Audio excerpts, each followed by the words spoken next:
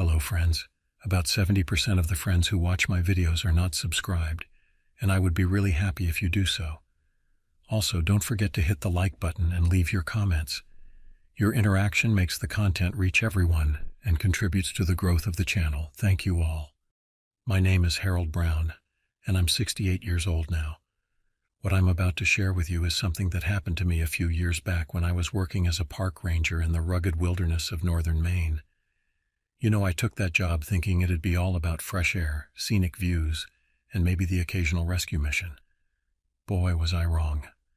I grew up in a small town in central Maine, the kind of place where everyone knows your name and your business. By the time I hit my early 60s, I was itching for a change. I wanted to get away from the gossip, the familiar faces, to have some space and quiet. That's what led me to apply for a position at Baxter State Park. Baxter State Park is a vast, wild area that seemed perfect for getting lost and finding myself. It's over 200,000 acres of pristine wilderness, home to Mount Katahdin, the northern terminus of the Appalachian Trail. The park is known for its strict preservation rules: no electricity, no running water, and limited access roads. It was exactly the kind of challenge I was looking for. I started my job there in the spring, just as the last of the snow was melting off the peaks. Those first few months were everything I'd hoped for: peaceful, invigorating, and full of new experiences. I learned the trails, got to know the local wildlife, and settled into the rhythm of park life. My fellow rangers became like a second family to me. We shared meals, swapped stories, and looked out for each other in the unpredictable wilderness. But as autumn approached, things began to change. It was subtle at first, a sense of unease that I couldn't quite put my finger on. The winds seemed to whisper warnings as they rustled through the changing leaves. The animals grew more skittish, their behavior erratic. I brushed it off as the normal shift of seasons, but deep down, I knew something wasn't right. It was a chilly October morning when everything changed. The kind of morning where you can see your breath, but the sun's bright enough to give you hope for a warmer afternoon. I had just finished my coffee and was checking my gear when my buddy Dave Mullins came over. Dave was a fellow ranger, a bit older than me, with a gruff manner but a heart of gold. He liked to joke around, saying things like, "Hey Harold, you ready to wrestle some bears today?" I always laughed it off, but today his usual humor seemed forced. "Morning, Dave. What's on the agenda today?" I asked, trying to shake off the morning chill and the lingering sense of foreboding. Dave's face was serious as he replied, "Got a call about some hikers who didn't return last night. They were supposed to be back by sunset. You up for a search?" I felt a knot form in my stomach. Missing hikers were never a good sign, especially this late in the season when the weather could turn treacherous in an instant. "Yeah, sure," I replied, grabbing my pack. "Where were they headed?" "Up towards Chimney Pond," Dave said, his brow furrowed with concern. "You know how folks can get turned around up there?" I nodded grimly. Chimney Pond was a popular spot, nestled at the base of Mount Katahdin's steep cliffs. It was beautiful, but the terrain could be challenging, especially for inexperienced hikers. As we set off, Dave filled me in on the details. The missing group consisted of 3 hikers, 2 men and a woman, all in their late 20s. They were last seen heading up the trail to Chimney Pond the previous morning.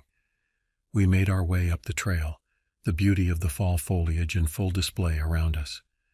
Under normal circumstances, I would have reveled in the vibrant reds, oranges, and golds of the turning leaves. But today the colors seemed muted, overshadowed by the gravity of our mission. The hike to Chimney Pond is about 3.3 miles, gaining about 1,500 feet in elevation. Normally it would take us about 2 to 3 hours, but we pushed ourselves, hoping to make better time. As we climbed, the forest grew denser, the shadows deeper. The usual sounds of the woods, birdsong, rustling leaves, the scurrying of small animals, seemed oddly muted. By midday we reached Chimney Pond and started combing the area. The pond itself was a mirror reflecting the sheer cliffs of Katahdin that loomed above us. In any other circumstance the view would have been breathtaking, but now those cliffs seemed ominous, as if they were hiding secrets in their craggy faces. We split up to cover more ground, agreeing to stay within shouting distance of each other.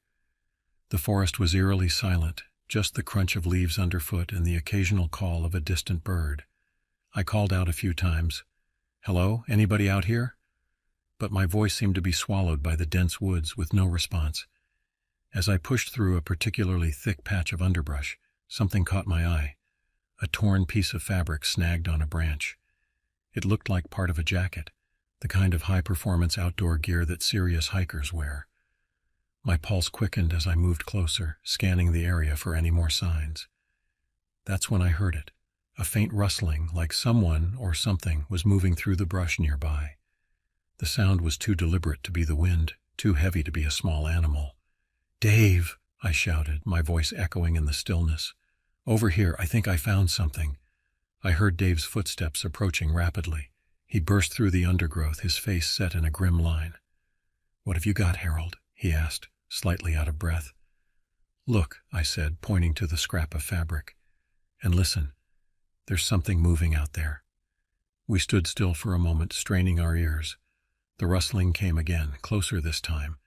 Without a word, we began to push through the undergrowth, following the sounds. The forest seemed to grow darker around us, the trees pressing in closer. What we found was far worse than I'd imagined. Lying there, partially hidden by leaves and debris, was a body. It was a young woman, her face pale and lifeless, eyes staring blankly at the canopy above. There were deep gashes on her arms and legs, and her clothes were shredded. "Jesus," Dave muttered, his face pale. "What the hell happened here?" I knelt down to examine the body more closely, my years of wilderness first aid kicking in, even though I knew it was too late. The wounds were unlike anything I'd seen before, not the clean cuts of a knife, nor the tears from a fall. They looked almost animal, but no animal I knew could have done this. "I don't know," I said, my voice barely above a whisper, "but we need to find the others." We radioed in our location and waited for the authorities to arrive. The rest of the day was a blur of questions, crime scene tape, and the grim task of searching for the other missing hikers. By nightfall, we had found 2 more bodies, both men, both in similar states as the woman. As we made our way back to the ranger station that night, the forest felt different. The darkness between the trees seemed deeper, more menacing. Every snapping twig or rustle of leaves made us jump. Something had changed in our wilderness, and I had a sinking feeling that this was just the beginning. The next few days were a whirlwind of investigation. The local sheriff's department was all over it, but they were as baffled as we were. No signs of animal attack, no clear motive, just a lot of unanswered questions and a growing sense of unease. I couldn't shake the feeling that something was off. These weren't random killings. Whoever or whatever did this knew the area well. They had managed to overpower 3 adults, leaving no signs of a struggle beyond the immediate area where we found the bodies. It was then that I remembered something one of the older rangers, Hank Lawson, had told me when I first started. "Harold," he'd said, his eyes serious beneath his bushy eyebrows, "this place has a history. Weird things happen out here sometimes. People go missing, strange sightings. Some folks say there's something in these woods, something old and dangerous." At the time, I'd laughed it off, thinking it was just part of the park's folklore, meant to spook the new guy. But now, standing in the middle of a crime scene, Hank's words echoed in my mind. Over the next week, more search teams combed the area, but no new clues turned up. The murders became the talk of the town, with every local bar and diner buzzing with theories and rumors. Some said it was a rogue bear, others whispered about escaped convicts or deranged hermits living in the woods. One night, after a long day of patrolling, Dave and I were sitting around the station, nursing beers and trying to make sense of it all. The mood was somber, the weight of recent events hanging heavy in the air. "You ever hear the old stories about these woods?" Dave asked suddenly, breaking the silence. I looked up from my beer, curious. "What stories?" Dave leaned in, his voice low. "Old-timers talk about something living in these parts, something that's been here longer than any of us. They say it hunts in cycles, taking people every few decades." I felt a chill run down my spine, but I tried to brush it off. "Come on, Dave. You don't believe in that kind of thing, do you?" He shrugged, but his eyes were serious. "I don't know what to believe anymore, Harold, but I've been thinking about those bodies, about the way they were mutilated. It wasn't like anything I've seen before." "Yeah, I've heard the tales. Some kind of cannibal spirit, right?" I replied, half jokingly, trying to lighten the mood. Dave didn't smile. "Yeah, but what if it's not just a story? What if there's something out there we don't understand? I sighed, feeling the weight of his words. I don't know, man. I'm not one for ghost stories, but whatever it is, we need to find it before more people get hurt. Little did I know then how prophetic those words would be, or how deeply our lives were about to change. The horrors we had witnessed were just the beginning of a nightmare that would push us to the very limits of our sanity and belief. As the investigation dragged on with no new leads, an uneasy quiet settled over the park. The tourists still came, drawn by the park's beauty, blissfully unaware of the dark events that had transpired. But for those of us who lived and worked there, the sense of dread never quite left. I found myself jumping at shadows, peering into the darkness between the trees, always feeling like something was watching me. My dreams were haunted by visions of mangled bodies and piercing, inhuman eyes glowing in the darkness. Weeks turned into months, and as winter approached, the case grew colder. The sheriff's department scaled back their presence, and life in the park slowly began to return to normal. But for Dave and me, things would never be the same. We took to patrolling together more often, watching each other's backs. Every noise in the forest, every unexplained track in the snow set us on edge. We carried extra gear, including things we'd never thought we'd need in the park, like silver bullets Dave had specially made, inspired by old folklore. It was on one of these patrols, as the first real snow of the season began to fall, that everything changed again. We were checking some of the more remote trails, making sure no hikers had gotten stranded in the sudden cold snap. The forest was eerily beautiful in the snow, the white blanket muffling all sound. Our breath fogged in the air as we trudged through the deepening drifts. That's when I heard it, a sound so faint I almost missed it. A low, rhythmic thumping, like a heartbeat echoing through the trees. "Dave," I whispered, grabbing his arm, "you hear that?" He nodded, his face grim. Slowly we moved towards the sound, our hands on our weapons. As we pushed through a thick stand of pines, we came upon something that made my blood run cold. There, in a small clearing, stood an old cabin I'd never seen before. It looked ancient, the wood weathered and gray, with strange symbols carved into the doorframe. The thumping sound was coming from inside. Dave and I exchanged a look. We both knew this cabin shouldn't be here. We knew every structure in the park, and this definitely wasn't on any map. "Should we call for backup?" I whispered. Dave shook his head. "No time. If someone's in there, they could be hurt." Slowly we approached the cabin. The door hung askew on rusty hinges, creaking softly in the wind. The thumping had stopped, replaced by an eerie silence. I pushed the door open, wincing at the loud groan of the hinges. The interior of the cabin was dark, the air heavy with the scent of decay and something else, something metallic and sickly sweet. As my eyes adjusted to the gloom, I saw that the walls were covered in more of those strange symbols, carved deep into the wood. "What the hell is this place?" Dave muttered, his flashlight beam dancing across the room. I was about to respond when my light fell on something that made my heart stop. There, in the corner, was a trap door, partially hidden under a tattered rug. The handle was moving ever so slightly up and down. Something was down there. Dave saw it too. Without a word, we both drew our weapons. I nodded to him, and he reached for the handle of the trap door. In one swift motion, he yanked it open, and we aimed our lights into the darkness below. What we saw in that cellar would haunt me for the rest of my days. It was like something out of a nightmare. The walls were lined with shelves holding jars filled with parts, human parts. In the center of the room was a crude altar, covered in dark stains and surrounded by bones. But worst of all was the creature that crouched in the corner.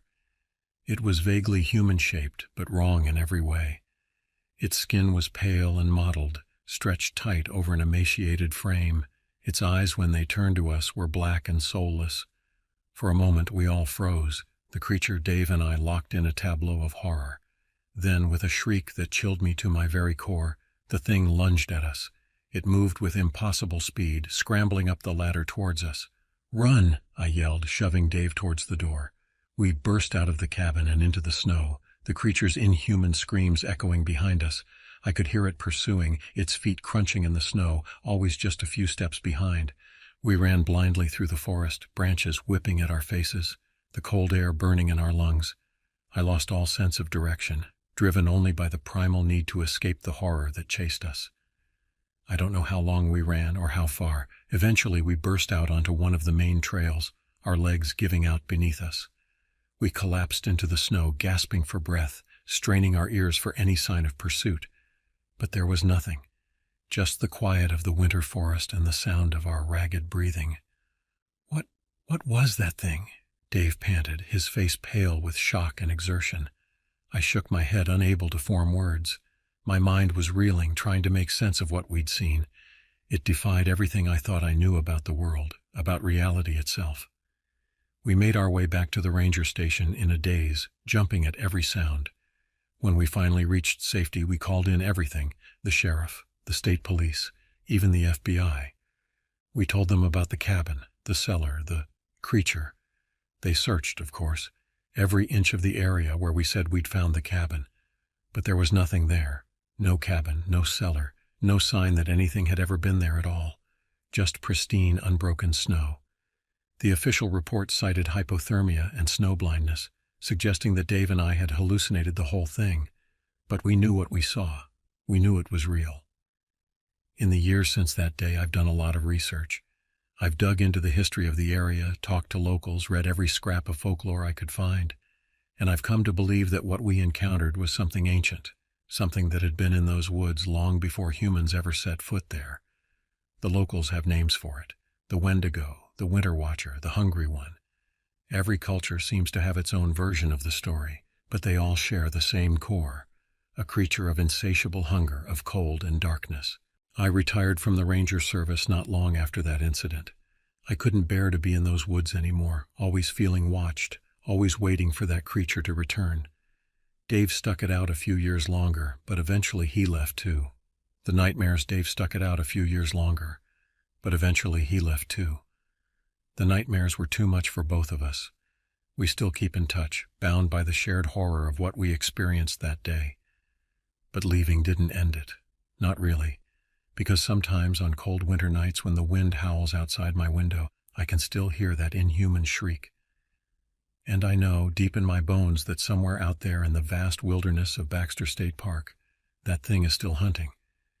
It was about 5 years after the incident when I got the call from Dave. His voice was tense, urgent. "Harold," he said, "it's happening again." My blood ran cold. I knew instantly what he meant. Where? Not far from where we saw it. 3 hikers missing. Search parties found. He paused, his voice breaking slightly. They found remains, just like before. I closed my eyes, feeling a wave of nausea wash over me. The memories I'd tried so hard to suppress came flooding back. The mangled bodies, the dark cellar, those soulless eyes. "What do you want me to do, Dave?" I asked, already knowing the answer. "I need your help, Harold. Nobody else knows what we're really dealing with. We have to stop it this time." I wanted to say no. I wanted to hang up the phone and pretend this wasn't happening. But I knew I couldn't. Whatever that thing was, it was my responsibility. Our responsibility. "I'll be there tomorrow," I said, my voice steadier than I felt. The drive back to Baxter State Park was surreal. As the familiar landscape rolled by, memories both good and terrible flashed through my mind. The pristine wilderness that had once been my sanctuary now felt like a mask, hiding something dark and hungry beneath its beauty. Dave met me at the ranger station. He looked older, more haggard than I remembered. The years hadn't been kind to either of us. "Thanks for coming," he said, clasping my hand firmly. "I wasn't sure you would." I nodded grimly. "Had to. What's the situation?" Dave led me inside, where maps and photos were spread across a large table. 3 hikers went missing 4 days ago, 2 men and a woman, all in their 30s, experienced outdoors people, not the type to get lost easily. He pointed to a spot on the map. "We found the first body here, about 2 miles from the Chimney Pond Trail. What was left of it, anyway?" I swallowed hard, forcing down the bile rising in my throat. "And the others?" Dave shook his head. "Nothing yet, but we found this." He handed me a photo. It showed a tree with deep gouges in its bark, forming a symbol I recognized from the cabin we'd found years ago. "It's marking its territory," I muttered. Dave nodded. "That's what I thought too." Harold, we can't let the search parties go in there unprepared. They don't know what they're dealing with. I looked at him, seeing the fear and determination in his eyes. What's your plan? We go in ourselves. Tonight. We know what to look for, how to track it. And this time, he paused, pulling out a small wooden box. We're prepared. He opened the box, revealing a collection of strange items. Silver bullets, vials of what looked like holy water, bundles of herbs, and a pair of ancient-looking daggers. I raised an eyebrow. Been doing some research? Dave's face was grim. Every spare moment since that day, I've talked to tribal elders, cryptozoologists, occult experts. These are our best bets for fighting that thing. Part of me wanted to laugh, to dismiss it all as superstition, but I'd seen too much to disbelieve. I picked up one of the daggers, feeling its weight in my hand. All right, I said, let's go hunting. As night fell, Dave and I set out into the darkening forest. The familiar trails now felt ominous, every shadow potentially hiding our nightmarish quarry. We moved silently, our senses hyper-alert for any sign of the creature. Hours passed as we trekked deeper into the wilderness. The moon rose, casting an eerie glow through the trees. That's when we heard it, a low, guttural sound that was neither human nor animal. Dave and I froze, exchanging a look of mingled fear and determination. Slowly we crept towards the source of the sound. As we pushed through a dense thicket, we came upon a clearing bathed in moonlight. There, in the center of the clearing, stood the creature. It was just as horrifying as I remembered, pale, emaciated with those black, soulless eyes. But now, in the moonlight, I could see more details that my mind had mercifully blurred before. Its fingers ended in long, cruel claws. Its mouth, when it opened in a silent snarl, was filled with needle-sharp teeth. At its feet lay a body, one of the missing hikers. The creature crouched over its prey, ready to feed. Without thinking, I stepped forward, raising my weapon. A twig snapped under my foot, and the creature's head whipped around, its eyes locking onto mine. For a moment, time seemed to stand still. Then, with a shriek that split the night, the creature lunged at us. What followed was a battle unlike anything I'd ever experienced. The creature moved with impossible speed and strength, its claws slashing through the air inches from our faces. Dave and I fought back with everything we had, firing silver bullets, slashing with the ancient daggers, but nothing seemed to slow it down. Our weapons, for all Dave's research, seemed to have little effect. As we fought, I began to realize the terrible truth. We were outmatched. This thing, whatever it was beyond our ability to fight. Just as despair began to overtake me, I remembered something. A detail from the old stories that Dave had shared during our research. According to legend, these creatures, these Wendigos, were once human. They became monsters through acts of cannibalism, their humanity twisted by desperation and hunger. In that moment, I made a desperate gamble. I lowered my weapon and stepped forward, looking directly into those terrifying eyes. "We know what you are," I said, my voice shaking but growing stronger. "We know you were human once. You don't have to be this thing." The creature paused, tilting its head as if confused. I pressed on, hoping against hope that some shred of humanity remained in this monster. "There's still a choice. You can stop this. Let go of the hunger. Remember who you were." For a long moment, nothing happened. The creature stood motionless, its black eyes boring into mine. Then slowly something changed. The eyes began to clear, the monstrous features to soften. Before our astonished eyes, the creature began to transform. The pale, stretched skin regained color. The claws retracted into normal fingers. And there, where the monster had stood, was a man, gaunt, wild-eyed, but undeniably human. He fell to his knees, tears streaming down his face. "Help me," he whispered, his voice hoarse from years of inhuman screams. Dave and I approached cautiously, still hardly believing what we'd seen. As the man looked up at us, I recognized him from old missing persons reports, a hiker who had disappeared in these woods nearly 50 years ago. We brought him back to civilization, where he told a tale almost too horrific to believe. He had become lost in the woods, starving and desperate. In his madness, he had resorted to cannibalism, feeding on the body of his dead hiking companion. That act had transformed him into the creature we encountered, cursed to roam the woods, always hungry, always hunting. The authorities didn't believe his story, of course. He was charged with the recent murders, his confession seen as the ramblings of a deranged killer. Dave and I knew the truth, but who would believe us? In the years since that night, I've often wondered if we truly defeated the evil in those woods, or if we merely changed its form. The murders stopped, yes. But sometimes when I look at the news and see the countless acts of human cruelty, I can't help but think that the real monsters were always among us, wearing human faces. I still live near Baxter State Park. Some might call me foolish, staying so close to the site of such horrors, but I feel a responsibility to watch, to guard against the darkness I know lurks in those woods. And deep down, I know that if that evil should ever rise again, I'll be ready. Because once you've seen behind the veil of our world, once you've confronted the impossible and survived, you can never truly go back.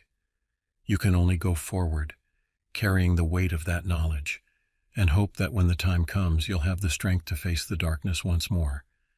So if you find yourself in the wilds of Maine, hiking the beautiful trails of Baxter State Park, remember this story. Remember that sometimes the greatest dangers aren't the ones we can see. And if you hear something moving in the woods, something that sounds almost but not quite human, run. Run, and don't look back. Because in this world, there are things that defy explanation, things that lurk in the shadows of our rational, orderly lives. And sometimes, just sometimes, those things get hungry. The years following our encounter with the Wendigo-turned-man were filled with a strange mix of relief and unease. While the immediate threat seemed to have passed, the knowledge of what lurked in the shadows of our world never truly left me. I found myself unable to fully return to my old life, always watching, always waiting for signs that the darkness might be stirring again. I took a job as a consultant for the Park Service, using my experience to help train new rangers in wilderness survival and search and rescue techniques. Of course, I never mentioned the true horrors I'd encountered. Who would believe me?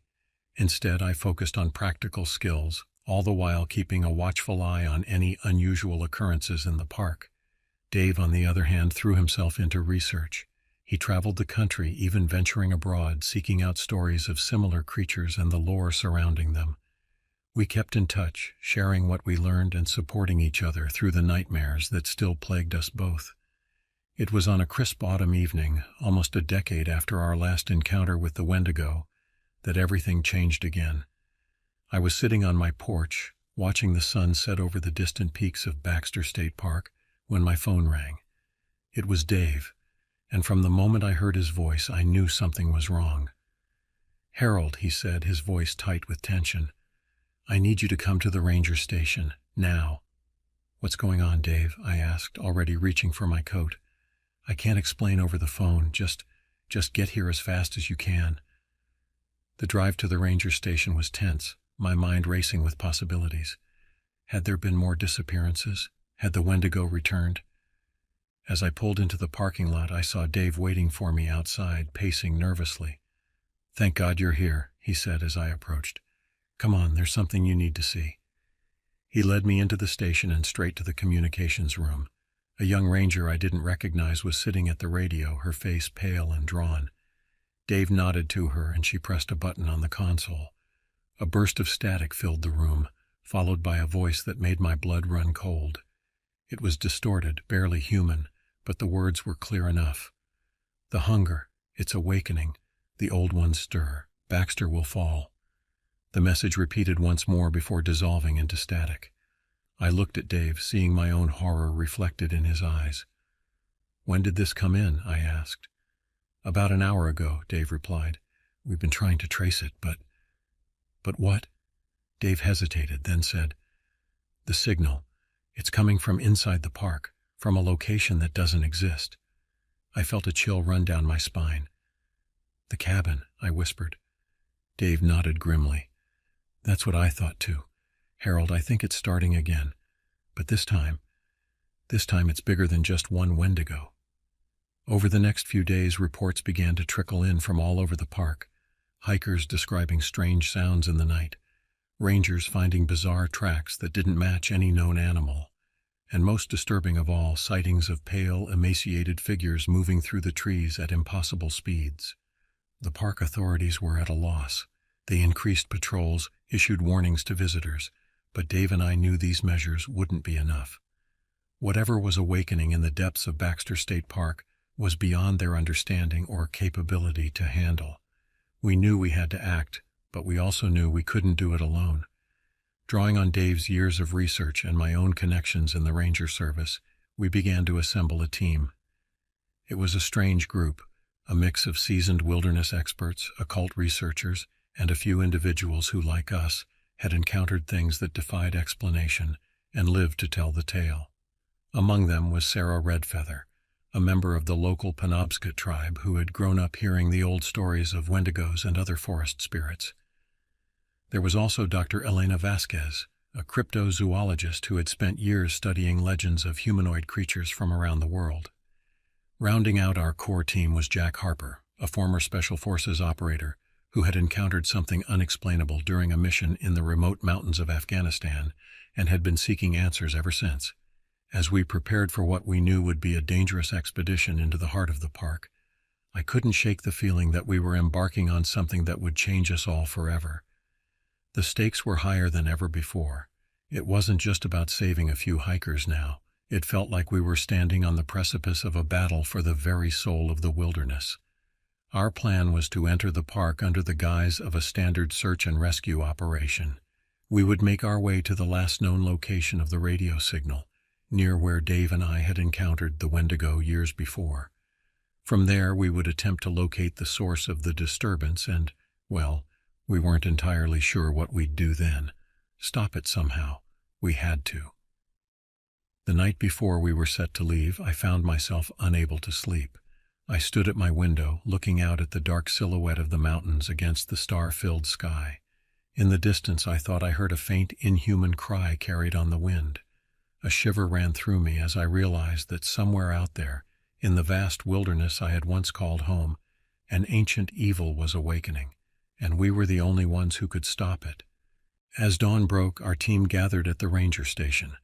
The atmosphere was tense, each of us acutely aware of the dangers we were about to face. We checked our gear one last time, a mix of standard wilderness equipment and more esoteric items that Sarah and Dr. Vasquez had insisted we bring.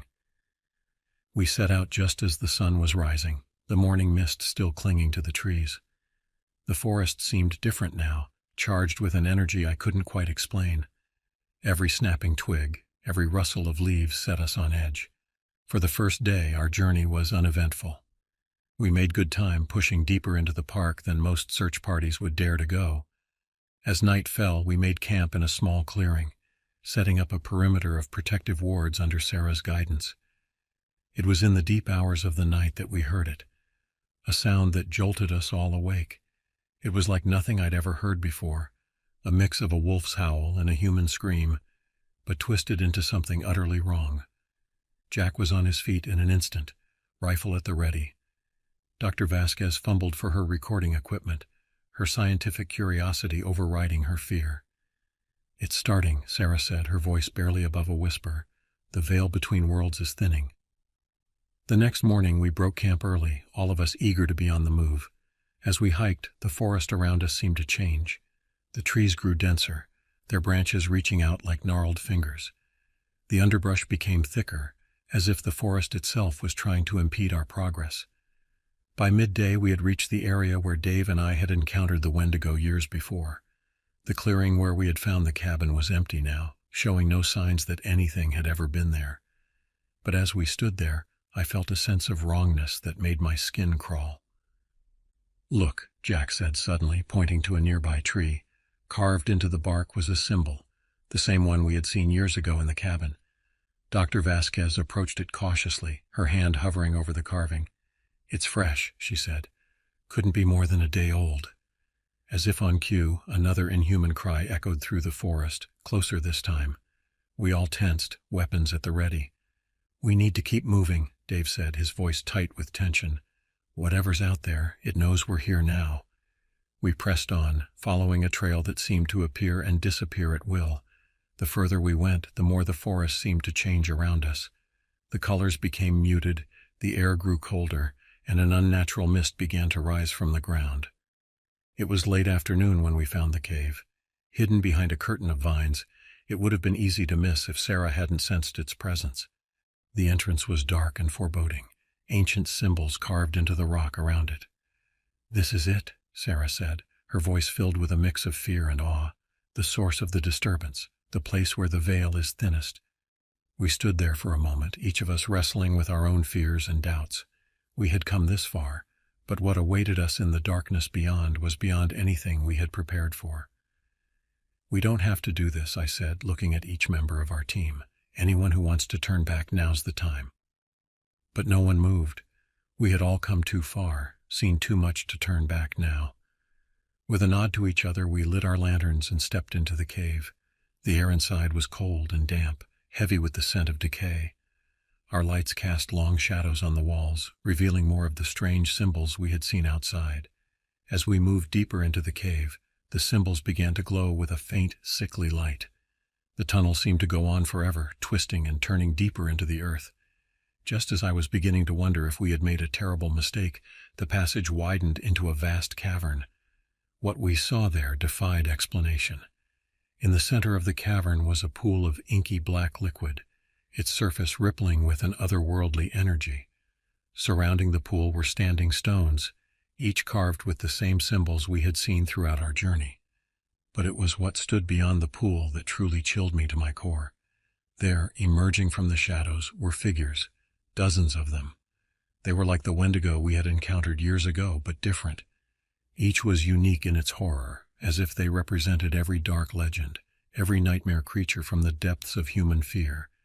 At the head of this nightmarish gathering stood a figure that could only be their leader. It was massive, easily twice the size of a man, with antlers that scraped the ceiling of the cavern. Its eyes glowed with an unholy light, fixing us with a gaze that seemed to pierce our very souls. "Welcome," it said, its voice a deep rumble that shook the very ground beneath our feet. "We have been waiting for you." In that moment, I realized the true nature of what we faced. This wasn't just about one Wendigo, or even a group of them. This was something far older, far more terrible. We stood at the threshold between our world and something else, something that had been waiting countless ages to break through. What followed was a battle unlike anything I could have imagined. Each member of our team fought with everything they had.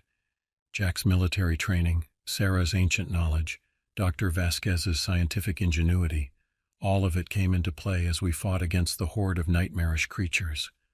I found myself facing the leader, the ancient Wendigo that seemed to embody all the hunger and darkness of the forest.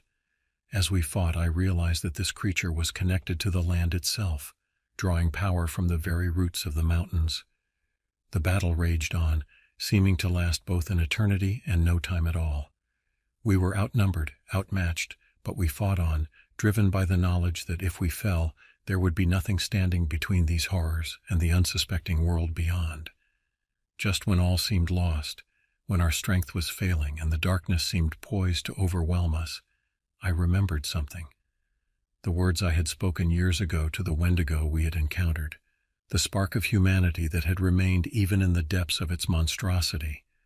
With the last of my strength, I stood before the ancient Wendigo and spoke, my voice ringing out above the chaos of the battle.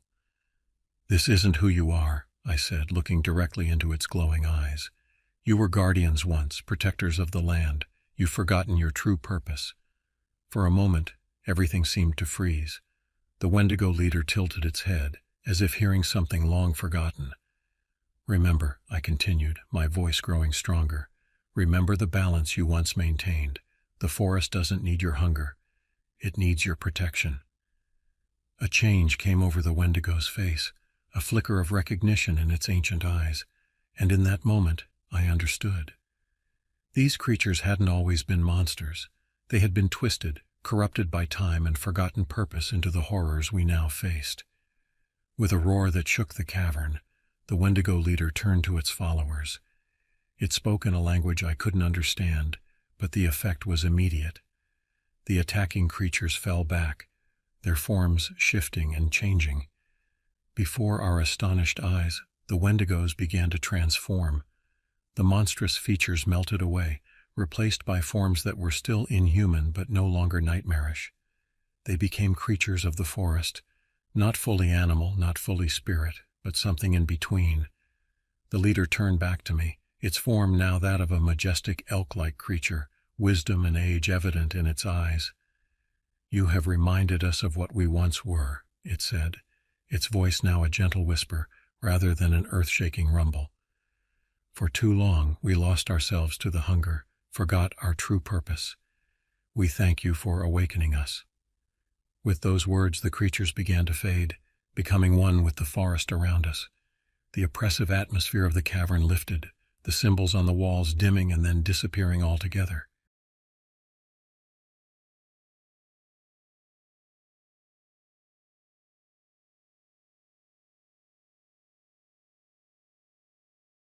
I've never been one for tall tales or ghost stories.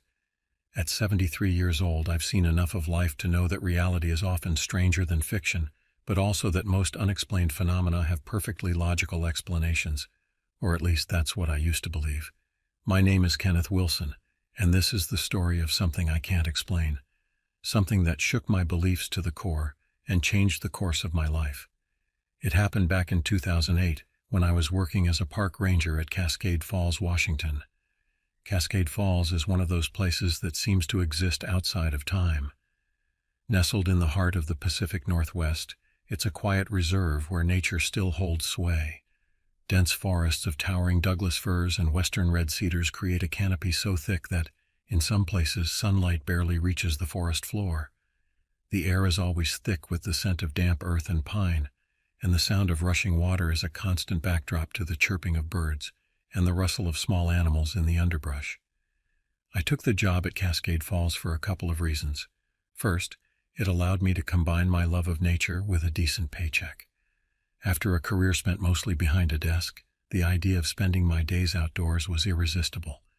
But if I'm being honest, there was another reason too. I've never been what you'd call a people person. Some folks thrive on social interaction, but I've always found it draining. The solitude of the ranger's life appealed to me. Out in the wilderness, I could go days without seeing another soul, and that suited me just fine. My daily routine at Cascade Falls was pretty straightforward. I'd start each morning with a cup of coffee, always black, always strong, and a review of the weather reports. Then I'd head out to maintain the trails, check on the campsite, and occasionally help out a lost hiker or two. It wasn't glamorous work, but it was satisfying. There's something deeply rewarding about being a steward of the land, about preserving these wild places for future generations. The park itself wasn't large by national standards, but it was diverse. We had everything from easy, well-maintained trails that even the most casual day tripper could handle, to rugged backcountry that would challenge even experienced hikers. The crown jewel, of course, was the falls themselves. Cascade Falls dropped over 250 feet in a series of steps, creating a spectacle that drew visitors from all over the country. I'd been working at the park for about 5 years when the incident occurred. It was early October, and the first hints of autumn were starting to show in the forest. The big leaf maples were beginning to turn, splashes of gold and red among the evergreens. The air had that crisp quality that always reminds me of new beginnings and endings all at once. I remember the day it all started as clearly as if it were yesterday. I was sitting in the ranger station, nursing a lukewarm cup of coffee and going over the weather reports. The forecast was calling for rain later in the week, which meant I'd need to check the trails for any potential washout areas. I was just making a mental note to pack my rain gear when the radio crackled to life. "Ken, you there?" The voice belonged to Barney Gallagher, another ranger who worked the southern part of the park. I picked up the handset. "I'm here, Barney. What's up?" "Got a situation down near the lower falls," Barney said, his voice tinged with annoyance. "Couple of teenagers set up camp in an unauthorized area. Looks like they've been here a few days. Can you come give me a hand clearing them out?" I sighed. It wasn't an uncommon problem. Despite our best efforts to educate visitors about park rules and regulations, there were always a few who thought they could do whatever they pleased. "I'm on my way," I told Barney. "Give me about 30 minutes. I grabbed my gear, tossed on my jacket, and headed out. The trek to the lower falls wasn't long, but it was a steep descent. The path wound its way down through the forest, lined on both sides by towering pines. The scent of damp earth filled the air, and the distant roar of the falls grew louder with each step. As I walked, I couldn't help but reflect on how much I loved this job, despite its occasional frustrations. There was something about being out here, surrounded by the raw beauty of nature, that never failed to lift my spirits. Even on days when I had to deal with rule breakers or careless visitors, I still felt a deep sense of gratitude for where I was and what I was doing. Barney met me at the trailhead near the lower falls. He was a good guy, Barney. A bit rough around the edges, with a booming laugh and a penchant for colorful language, but he knew the park like the back of his hand, and he cared about it as much as I did. "Glad you could make it, Ken," he said as I approached. "These kids are long gone, but they left one hell of a mess behind." We walked the rest of the way together, talking about the usual stuff, the weather, the latest football scores, and Barney's never-ending struggle with his old pickup truck. As we approached the campsite, the evidence of the teenagers' stay became clear. A small tent had collapsed, either from poor setup or the occupants' hasty departure. Trash was scattered all around, empty beer cans, food wrappers, and other detritus that made my blood boil. It wasn't just the extra work of cleaning up after them that bothered me. It was the lack of respect for this beautiful place. "Damn kids," Barney grumbled as we started picking up the mess. "No respect these days, I tell you." I nodded in agreement, bending down to gather up some of the trash. That's when something caught my eye. Half buried under a pile of damp leaves was a small notebook. I picked it up, brushing off the debris. It was one of those cheap spiral-bound notebooks you can get at any drugstore, its cover adorned with some generic nature scene. I flipped through it quickly. Most of the pages were blank, but a few had been written in. The handwriting was messy, probably a teenager's. I stuffed it in my pocket, intending to turn it in at the lost and found later. It took us the better part of an hour to clean up the campsite. By the time we finished, the sun was starting to dip low in the sky, painting the forest in long shadows. "Thanks for the help, Ken," Barney said as we made our way back to the trail. "I owe you a beer next time we're in town." I waved off his offer. "Don't mention it, it's part of the job, right?" We parted ways at the trailhead, Barney heading back to his sector and me returning to the ranger station. The walk back gave me time to think. Despite the frustration of dealing with careless campers, I still felt a deep sense of peace out here in the woods. The forest had a way of putting things in perspective, of making human concerns seem small and transient in the face of nature's enduring presence. It wasn't until later that evening, after I'd returned to my small cabin on the edge of the park, that I remembered the notebook.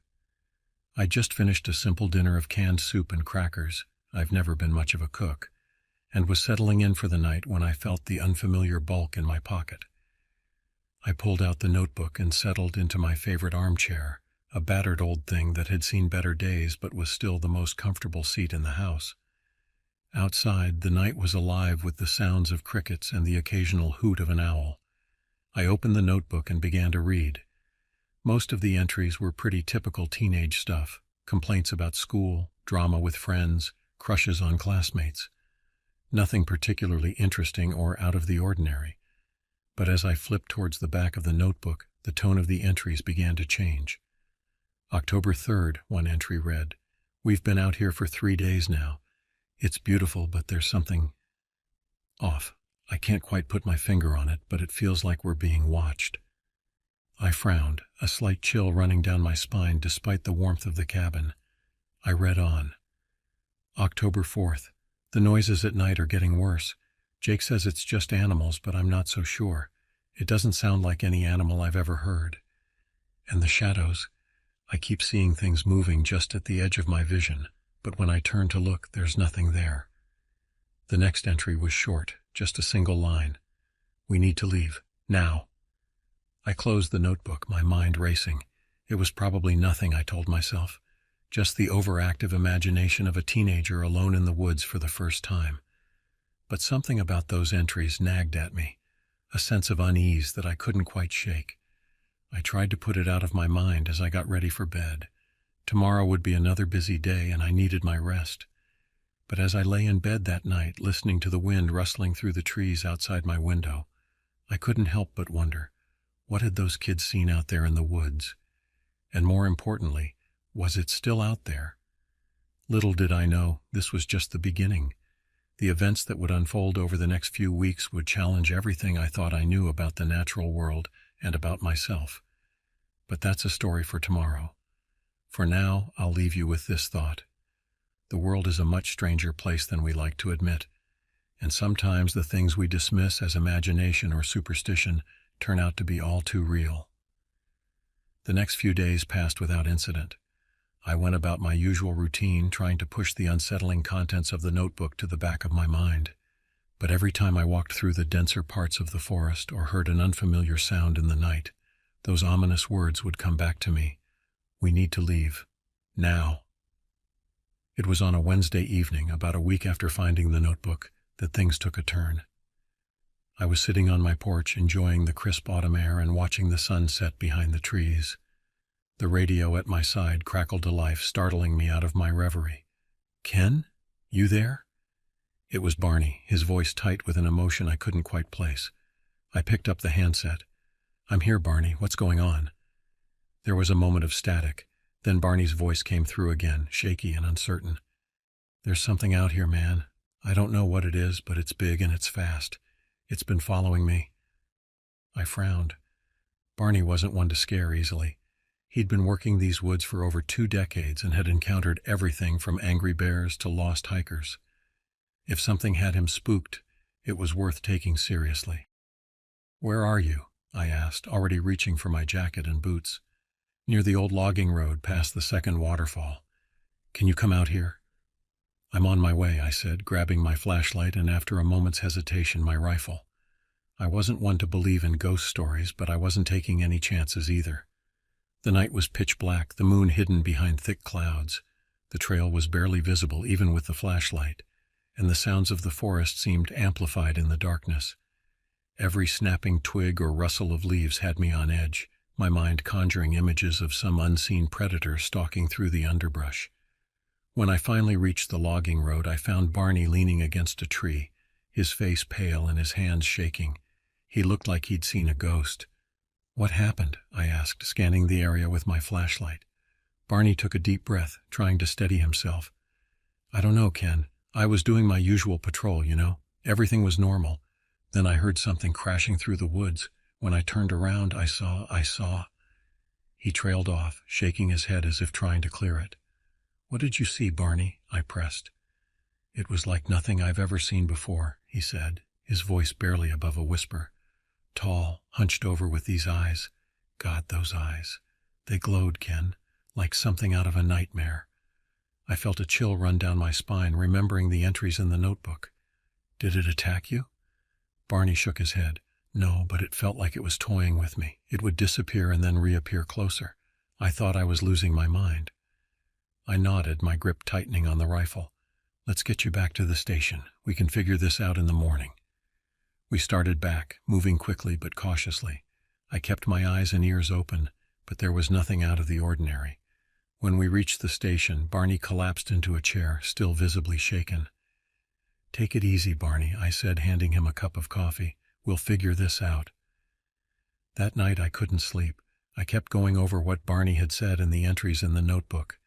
Something was out there, something that didn't belong, and I was determined to find out what it was. The next day I decided to do a thorough patrol of the area where Barney had his encounter. I wanted to see if there were any signs of what he described. The logging road was old and overgrown, barely recognizable as a road anymore. I moved slowly, scanning the ground for tracks or any other signs of disturbance. After about an hour, I found something that made my blood run cold. It was a footprint, but not like any I'd ever seen before. It was large, much larger than any human foot, and the toes were elongated, almost claw-like. I took a photo with my phone, my hand shaking slightly as I did so. A little further up, I found more footprints leading deeper into the forest. Against my better judgment, I followed them. The forest grew denser, the trees closing in around me. The air was thick with the smell of pine and damp earth. Then I saw it. At first it was just a shadow moving between the trees, but as I got closer, I could make out its shape. It was tall, at least 7 feet, with long limbs and a hunched posture. Its skin was a mottled gray-green, almost like tree bark, and its eyes, Barney was right. They glowed a dull yellow like dying embers. I froze, my hand tightening on the rifle. The creature stopped and turned its head towards me. For a moment we just stared at each other. I felt like a rabbit, caught in the gaze of a wolf, my heart pounding so hard I was sure it could hear it. Then with a speed that took my breath away, it vanished into the trees. One moment it was there, the next it was gone, leaving nothing but a rustling of leaves in its wake. I stood there for a long moment, trying to process what I had seen. Then, on shaky legs, I turned and headed back to the station. My mind was racing. I needed to figure out what this thing was and how to deal with it. Back at the station, I dove into research. I combed through old records, folklore, and anything I could find about creatures in the woods. One story kept coming up, the legend of the Wendigo. According to the tales, the Wendigo was a spirit that possessed people, turning them into monstrous, cannibalistic beings. But this creature didn't quite match the descriptions of a Wendigo. It was something else, something I couldn't put a name to, and that terrified me more than anything. Over the next few days, more reports came in. Hikers went missing, and campers reported strange noises and sightings. The park started to feel different, the atmosphere tense and uneasy. Barney and I doubled our patrols, but it felt like we were always one step behind. Then, one night, it all came to a head. I was out on a patrol, checking the trails near the second waterfall, when I heard a scream. It was a blood-curdling sound that sent a chill down my spine. I ran towards the source, my flashlight cutting through the darkness. I found her near the edge of the waterfall, a young woman, barely conscious, her clothes torn and bloodied. I knelt beside her, checking for injuries. She had deep gashes across her chest and arms, and her breathing was shallow. "Help, please," she whispered, her voice barely audible over the roar of the falls. "Hang on, I'm here," I said, trying to keep my voice steady. I grabbed my radio and called for backup, but there was no response.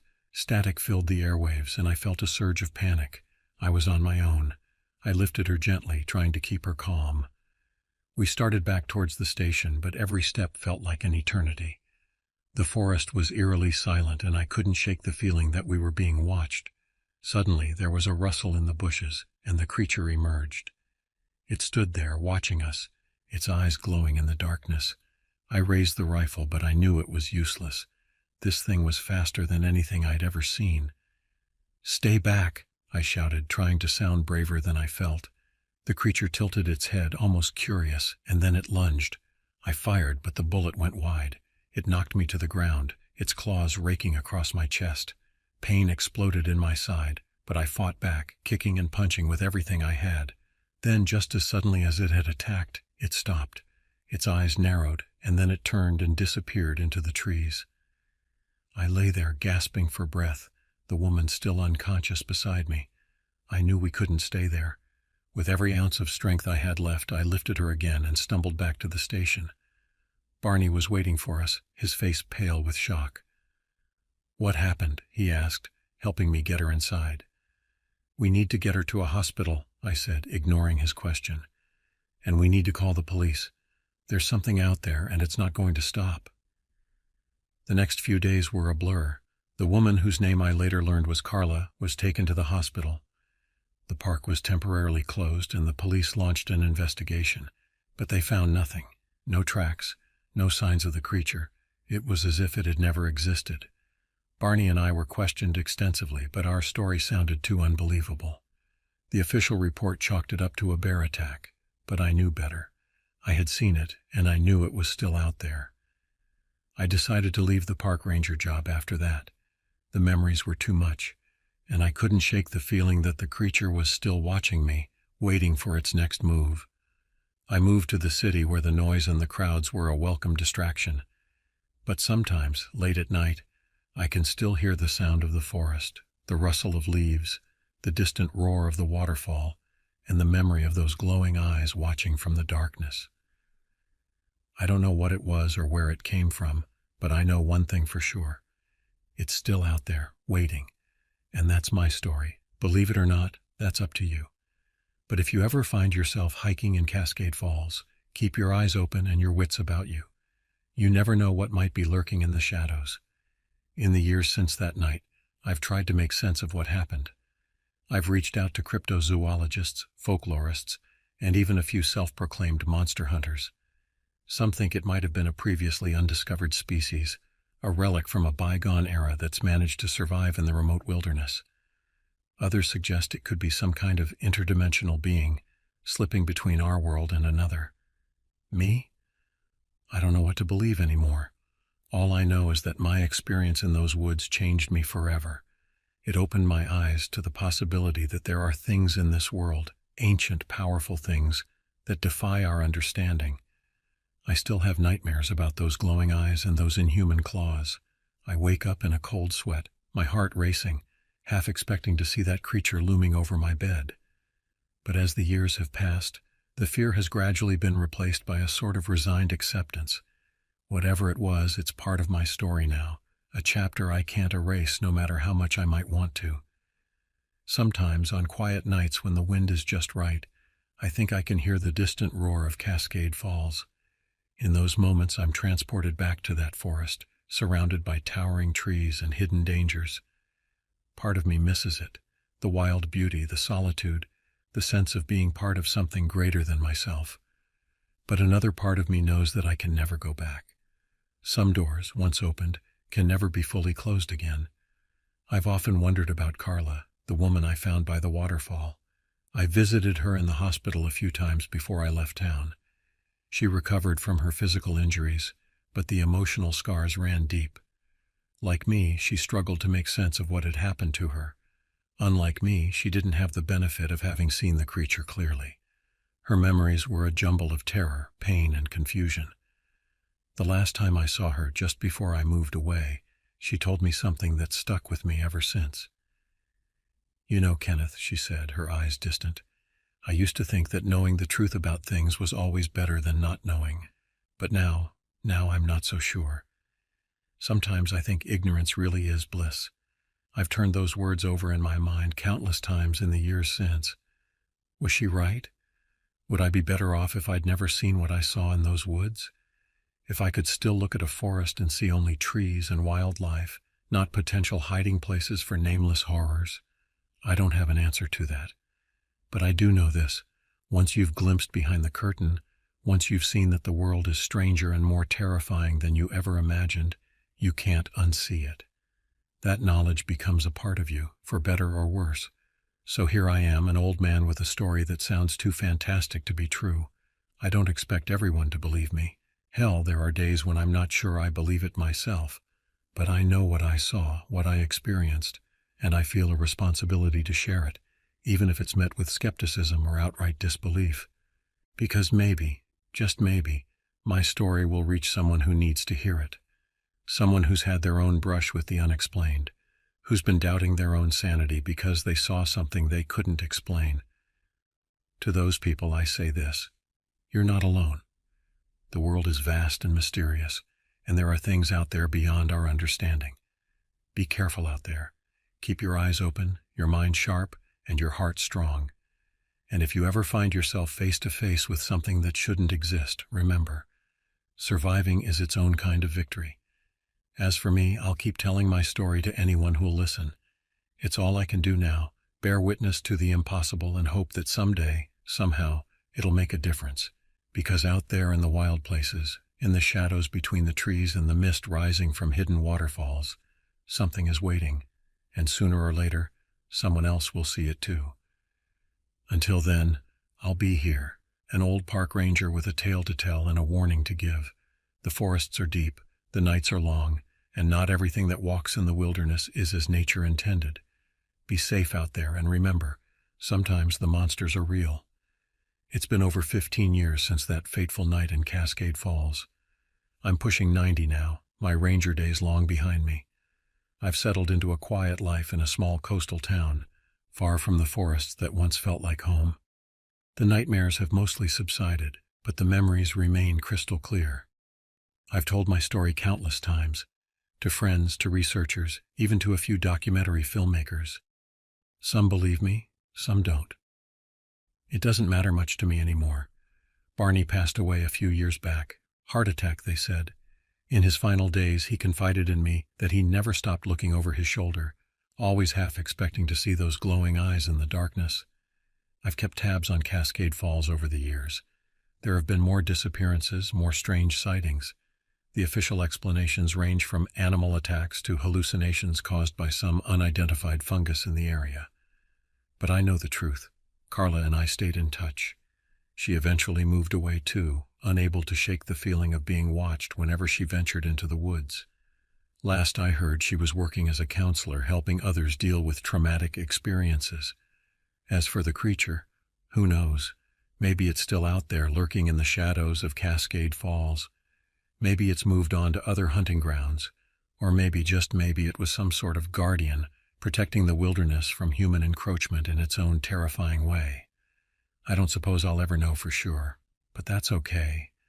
Some mysteries are meant to remain unsolved, some questions left unanswered. What I do know is this: my experience changed me, opened my eyes to a world beyond what most people see or understand. So if you find yourself in the woods someday, and you feel that prickle on the back of your neck like you're being watched, remember my story.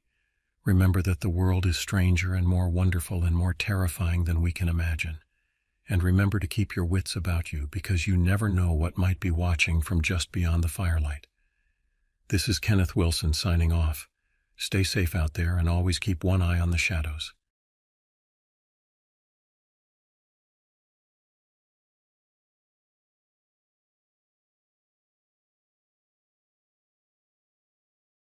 My name is Robert Hartley, and I am 65 years old.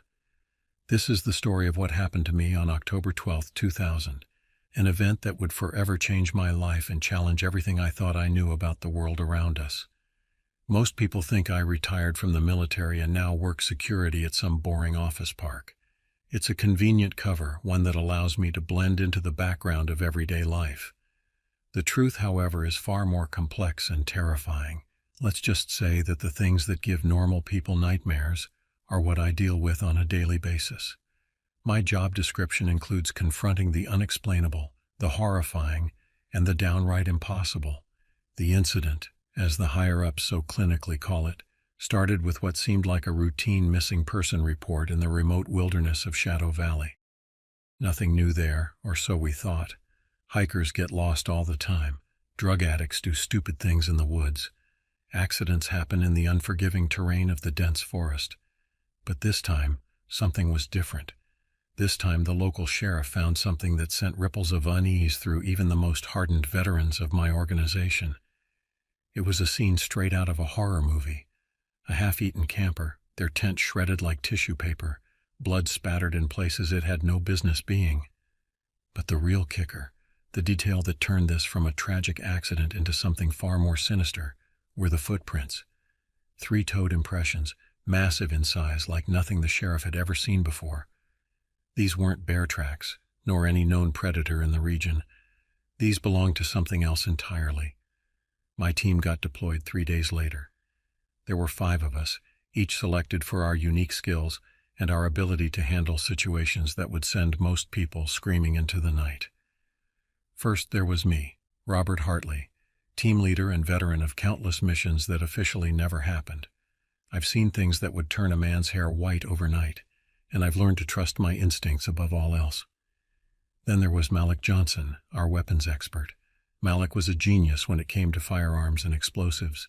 He could probably make a tank out of toothpicks if you gave him enough time.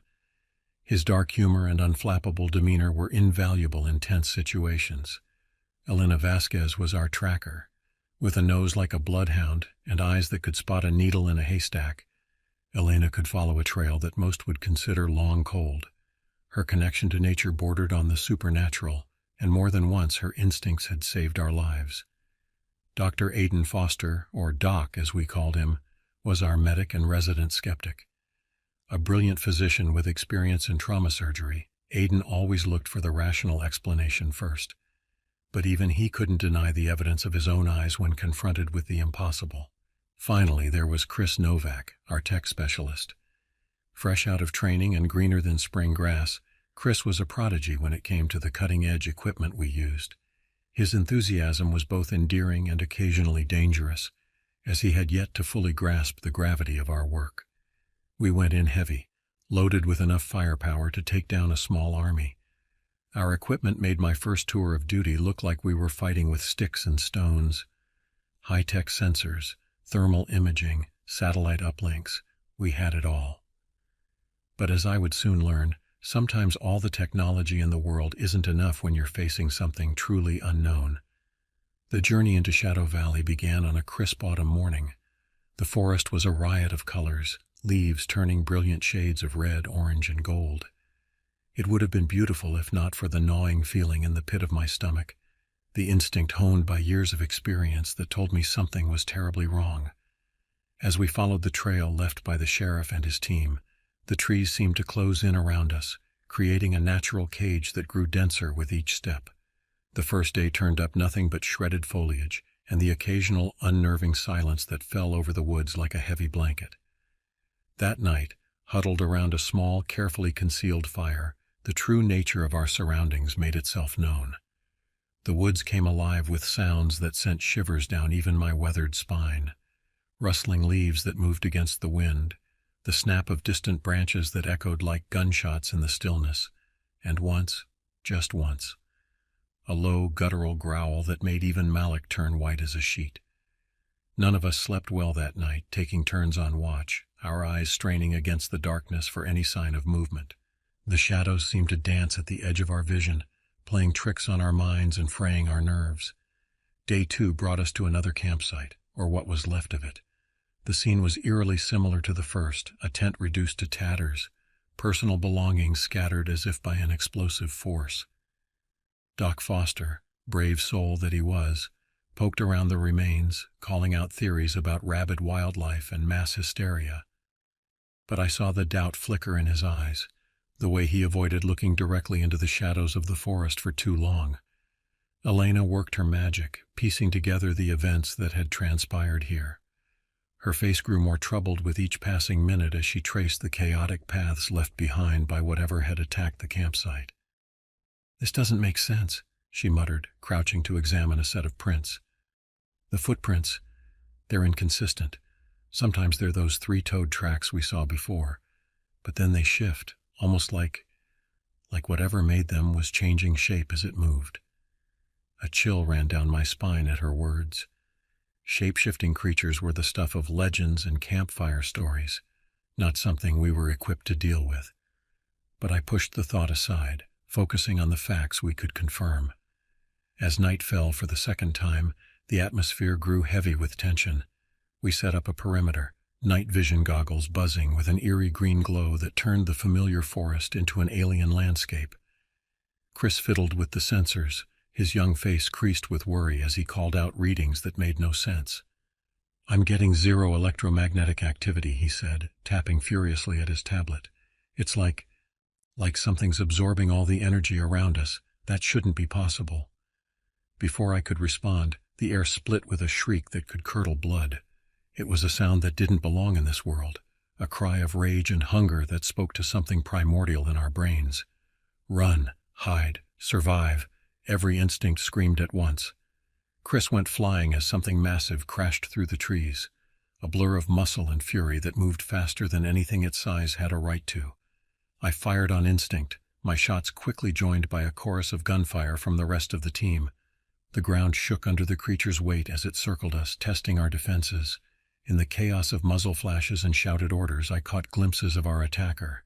It was built vaguely like a man, but twisted, its skin pulled tight over a frame that seemed to shift and flow like liquid metal. 2 sharp bones protruded from its forearms, wickedly curved and gleaming in the darkness. But it was the eyes that haunted me. Glowing amber orbs filled with a savage intelligence and an all-consuming hunger. The creature snarled, revealing rows of jagged teeth that would put a shark to shame. It lunged forward, faster than we could track, and suddenly Elena was screaming. A spray of blood painted her face as she went down, clutching at her mangled leg. "Fall back," I roared, grabbing Elena and dragging her toward what little cover we had. "Malik, covering fire. Doc, get ready to patch her up." We retreated in a hail of gunfire, the creature circling us with predatory patience. It knew it had the upper hand, toying with us like a cat with a mouse. In the chaos, I saw Chris fumbling with something in his pack, his eyes wide with fear and determination. "I've got an idea," he shouted over the din of battle. "If this thing is absorbing energy, maybe we can overload it." Before I could stop him, Chris pulled out an experimental device we'd been field testing, a miniature EMP generator designed to disable electronic systems. With shaking hands, he activated it, and for a moment, the world seemed to hold its breath. The effect was immediate and terrifying. The creature let out a shriek of pain or rage. It was impossible to tell which, and its form began to warp and twist in ways that defied explanation. Limbs elongated and contracted, its skin rippling like water. And then, in a burst of light that left us all blinded, it simply vanished. For a long moment we stood in stunned silence, the only sounds our ragged breathing and Elena's pained whimpers. Then, slowly, the normal sounds of the forest began to return, the rustle of leaves, the call of night birds, the distant howl of a wolf. What just happened?" Malik asked, his voice barely above a whisper. I shook my head, unable to form words. In all my years of dealing with the unexplained, I had never encountered anything like this. Whatever that creature was, it wasn't just some unknown animal. It was something else entirely, something that shouldn't exist in our world. "We need to get out of here," I finally managed to say. "Doc, how's Elena?" Aiden looked up from where he was tending to Elena's leg, his face grim. "It's bad, but I've stopped the bleeding. She'll need proper medical attention soon, though." I nodded, my mind racing as I tried to formulate a plan. We were deep in hostile territory with an injured team member and God knows what else lurking in the shadows. Our mission had just gone from search and rescue to survival. "All right, listen up," I said, gathering the team close. "We're going to make for the extraction point. Malik, you're on point. Chris, I want you monitoring those sensors constantly. If that thing comes back, I want to know about it. Doc, you and I will help Elena. Let's move." As we began our long trek back to civilization, I couldn't shake the feeling that we were being watched. The forest seemed alive in a way it hadn't before, every shadow potentially hiding another nightmare, and underneath it all was a growing certainty that what we had encountered was just the tip of the iceberg. Little did I know that this was just the beginning of a nightmare that would stretch on for years, challenging everything I thought I knew about reality itself. The journey out of Shadow Valley was a nightmare that seemed to stretch on forever. Every step was a battle against exhaustion, fear, and the growing certainty that we were being hunted. Elena's injury slowed our progress, but leaving her behind was never an option. We took turns carrying her, our muscles screaming in protest as we navigated the treacherous terrain. As we pushed on, the forest around us began to change in subtle, unsettling ways. Trees that we could have sworn weren't there before suddenly blocked our path. Clearings we remembered passing through had vanished, replaced by dense thickets that tore at our clothes and skin. It was as if the very landscape was conspiring against us, trying to keep us trapped in this green hell. On the third day of our retreat, we encountered something that shook us to our core. We stumbled upon a cabin that seemed to appear out of nowhere, its weathered wood and sagging roof a stark contrast to the wild forest around it. Under normal circumstances, we would have seen it as a refuge, a place to rest and regroup. But there was something off about it, a wrongness that set my teeth on edge. "We should check it out," Malik suggested, his voice tight with exhaustion. "Might find supplies, maybe a radio." I wanted to argue, to insist we keep moving, but the truth was we were running on fumes. Elena's condition was deteriorating, and we all needed rest. With great reluctance, I nodded my agreement. As we approached the cabin, the air grew thick and heavy, like wading through invisible syrup. Chris's equipment went haywire, screens flickering with impossible readings before dying completely. The silence that fell was absolute, not even the rustle of leaves or the call of birds to break it. The door creaked open at Malik's touch, swinging inward to reveal an interior that defied logic. The cabin, which had appeared small from the outside, opened into a vast cavernous space. Shadows clung to the corners, writhing and pulsing as if alive. And in the center of the room stood a figure that made my blood run cold. It was human in shape, but there any resemblance to humanity ended. Its skin was a patchwork of textures, scales, fur, and something that looked disturbingly like tree bark. Its face was a blank mask, featureless except for a mouth that split it from ear to ear, filled with needle-sharp teeth. "Welcome," it said, its voice a discordant chorus of whispers and screams. "We've been waiting for you." Before any of us could react, the world seemed to twist and warp around us. The walls of the cabin melted away, revealing a vast, alien landscape. The sky above was a swirling vortex of colors that hurt to look at, and the ground beneath our feet pulsed with an unsettling rhythm, as if we were standing on the surface of a giant, beating heart. "What is this place?" Doc Foster whispered, his skepticism finally shattered in the face of the impossible. The creature's mouth stretched into a grotesque parody of a smile. "This is the truth behind your reality," it said. "The world you know is but a thin veil, easily torn. We are the caretakers, the guardians of the spaces between." As it spoke, more shapes emerged from the shadows, twisted amalgamations of flesh and otherworldly matter. Some walked on too many legs, others floated on non-Euclidean geometries that hurt the mind to comprehend, and all of them were focused on us with an intensity that was terrifying in its alienness. "You don't belong here," I managed to say, my voice sounding thin and weak in this impossible place. "We're leaving, now." The creature's laugh was like breaking glass. "Leave? Oh, Robert Hartley, you misunderstand. You were brought here for a purpose. Your world is changing, evolving. The barriers are thinning. We need intermediaries." With that word, a wave of psychic force slammed into us. I felt my mind being invaded, alien thoughts and impossible knowledge pouring in faster than I could process. Beside me, Elena screamed, her injured leg suddenly healed, but twisted into something inhuman. Chris collapsed, his body convulsing as it began to change, skin hardening into a chitinous shell. Through the haze of pain and confusion, I saw Malik raise his weapon, firing wildly at the creatures around us. The bullets passed through them harmlessly, leaving ripples in the air like stones dropped in a pond. Doc Foster was on his knees, hands clutched to his head, blood trickling from his eyes and ears. I fought against the intrusion in my mind, drawing on every ounce of training and willpower I possessed. "We are not your puppets," I growled, reaching for the EMP device that had saved us before. If these things were energy-based, maybe. The leader of the creatures tilted its head, a gesture eerily reminiscent of curiosity. "Brave but futile," it said.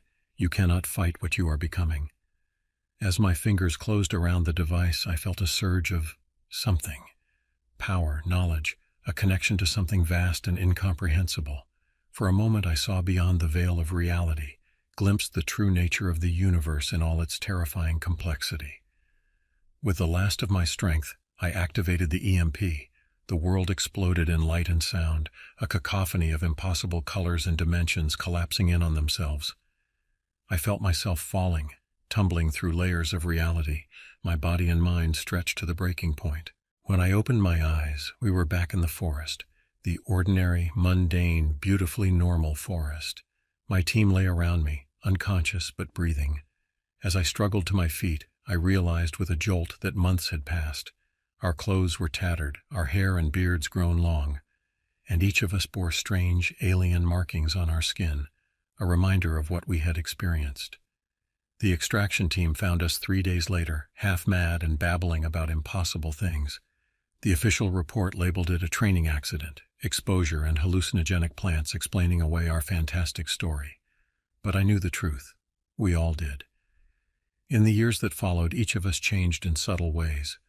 Elena's leg, once mangled, now allowed her to run faster than any human should be able to. Chris's affinity for technology bordered on the supernatural, able to manipulate electronic systems with a mere thought. Doc Foster's medical skills took on an almost miraculous quality, able to heal injuries that should have been fatal. And me? I found myself plagued by visions, glimpses of other realities bleeding through into our world. I could sense the weak points, the places where the veil was thinnest. It became my mission, my obsession to guard these points, to prevent further incursions from the beings we had encountered. The organization I worked for didn't believe my warnings, didn't want to accept the truth of what was out there. So I went rogue, gathering a team of like-minded individuals who had brushed against the impossible. We became the silent guardians, the thin line between our reality and the chaos that lurked beyond. As I sit here now, 65 years old and battle-scarred in ways that go beyond the physical, I can feel the change in the air. The barriers are growing thinner, the incursions more frequent. What we experienced in Shadow Valley was just the beginning. I've trained my replacements, passed on what knowledge I can, but I fear it won't be enough. The day is coming when the veil will tear completely, and humanity will be forced to confront the true nature of reality. And when that day comes, God help us all.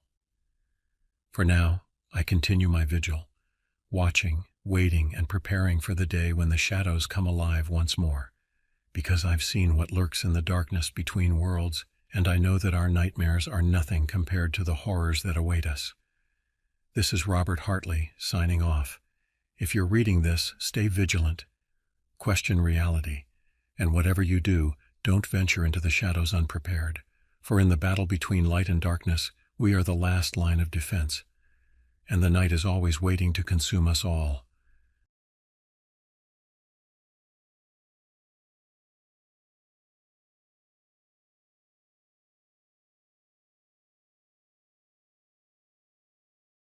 My name is Ronald Young, and I am 73 years old. What I'm about to tell you happened to me in the summer of 1980, deep in the heart of Blackwood Forest. It's a tale that has haunted me for over 4 decades, one that I've never dared to share until now. But as the twilight of my life approaches, I feel compelled to unburden myself of this terrible secret. Back then, I was working for the Parks Department, though my official title was far more ominous: Cryptozoological Containment Specialist. It's the kind of job that raises eyebrows at dinner parties, assuming you're foolish enough to mention it. The government isn't big on admitting that things like Bigfoot or werewolves exist. But when something goes bump in the night and starts leaving bodies, I'm the guy they call. That fateful summer we were tracking something in Blackwood Forest. Whatever it was big, messy, and hungry. Hikers had been vanishing for months, experienced outdoorsmen who knew those trails like the back of their hands.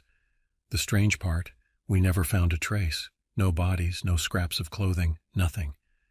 At first we thought it might be a bear that had developed a taste for human flesh, but bears don't clean skeletons to the bone. On the morning I made contact, I was heading deeper into the woods to check a series of motion-activated cameras we'd set up. The midday sun filtered through the dense canopy, casting dappled shadows on the forest floor. The air was thick with humidity, and the incessant buzzing of insects was almost deafening. By the time I reached the first camera, I was drenched in sweat, cursing the oppressive summer heat.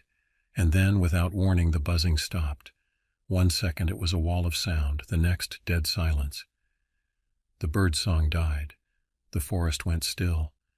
That silence is what hunters and prey alike live by, the quiet before the kill.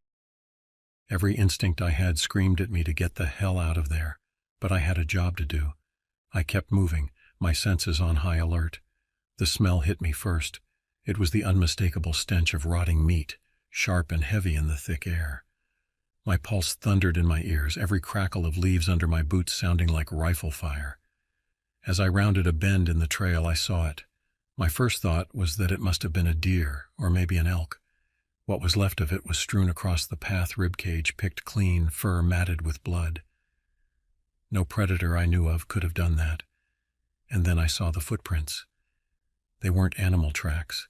They were more like a man's, only far too big. The stride was impossibly long, and deep indentations in the earth suggested massive weight. My blood ran cold. Whatever made those tracks was nearby and still hungry. Then I heard it, a sickening crack from deeper in the trees. I froze, rifle raised, but it wasn't the snap of a twig underfoot. It was the sound of bone breaking. That's when I saw him. He moved with impossible speed, a blur of muscle and matted fur. He was built like a man, easily 7 feet tall and impossibly broad. His face, God, his face. It was twisted, canine, and cruel, with eyes glowing a fierce yellow in the dim light. A low growl echoed through the trees, almost human in its rage. He knew I was there. Instinct took over. I fired twice, the rifle barking against the silence, but the creature was already moving. It charged. I had a glimpse of claws flashing, the stench of hot breath, and then impact. I was flying backward, rifle knocked from my hands. Pain exploded in my side where his claws had raked. I hit the ground hard, gasping for air. He towered over me, a hulking shadow against the light. I fumbled for my sidearm, but it was futile. In that moment I knew two things with absolute certainty. This was no animal, and I was about to die. I scrambled back, trying to put space between us. My eyes searched desperately for an escape route, but there was none. He took a step closer, growling, and that's when I noticed something odd. His focus wasn't solely on me. It flickered over my shoulder, back towards the cameras I had been sent to check. Whatever it was, it had him spooked. I seized the moment. I lunged to the side and bolted. Gunshots rang out from further down the trail. My team had arrived. The distraction bought me just enough time. The creature roared in fury, its attention torn. I scrambled into the thicket, adrenaline masking the searing pain in my side. I didn't look back. Heart pounding, I stumbled through the undergrowth, ignoring the branches tearing at my clothes and skin. The shouts of my team grew fainter, replaced by the guttural snarls of the creature giving chase. Or perhaps it was following them. The thought spurred me on. I knew those woods better than most, but sheer panic propelled me forward. I ran blindly, branches whipping my face, until I tripped and tumbled down a steep embankment. Pain ripped through my ankle as I landed awkwardly, but I forced myself up, limping towards a familiar landmark, a creek snaking through the forest. Splashing into the icy water, I ignored the shock, fighting the current to wade upstream. The cold numbed my throbbing injuries, my mind focused on a single thought: create distance. After what felt like hours, I hauled myself onto the bank and collapsed, exhaustion washing over me. The creature couldn't have followed my scent through the water, could it? My respite was short-lived.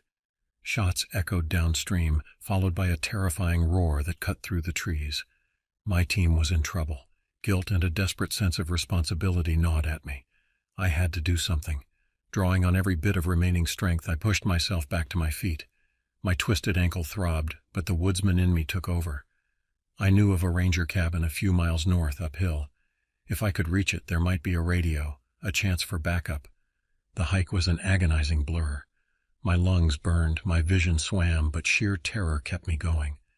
Every rustle of leaves had me flinching, expecting the creature to burst from the undergrowth. But it never did. Finally, the cabin came into sight, a ramshackle blessing in the wilderness. Stumbling inside, I slammed the door and bolted it, my heart a frantic drum in my ears. The place reeked of dust and disuse. But the sight of a radio on the rickety table made hope surge through me. I fumbled with numb fingers, praying for a signal. Static crackled. Then a voice broke through. "Redfern, report. What the hell is going on out there?" It was Morgan, our mission coordinator. Swallowing hard, I keyed the mic, voice trembling. "Morgan, it got them. It's not an animal. We need extraction ASAP."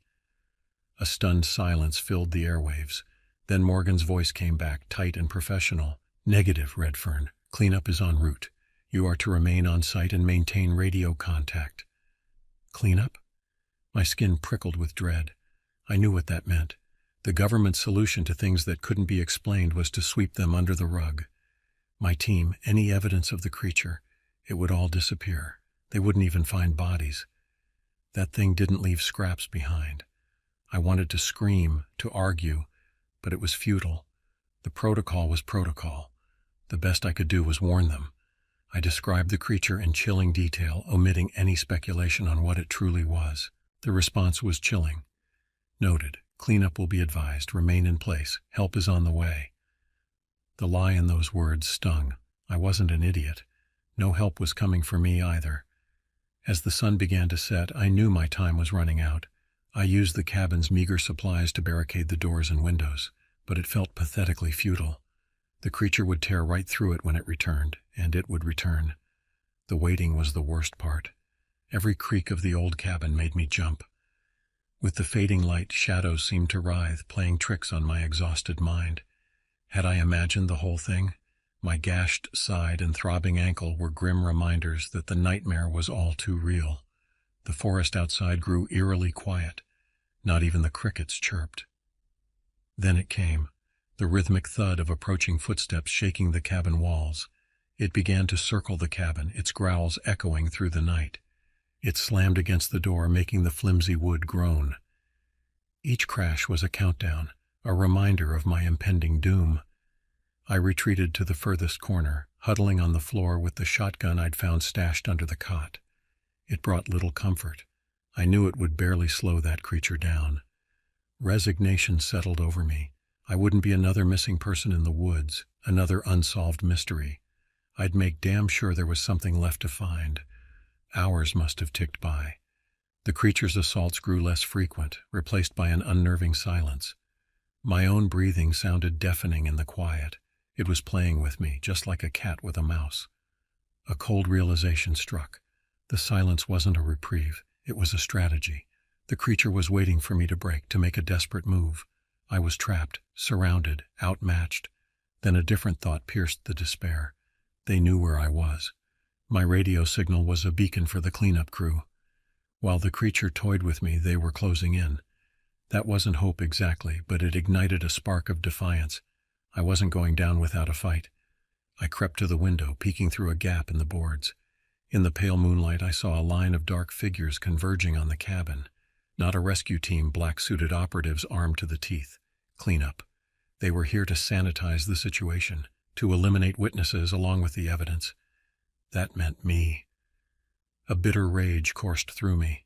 I'd played by their rules, done my damn job. And this was my reward.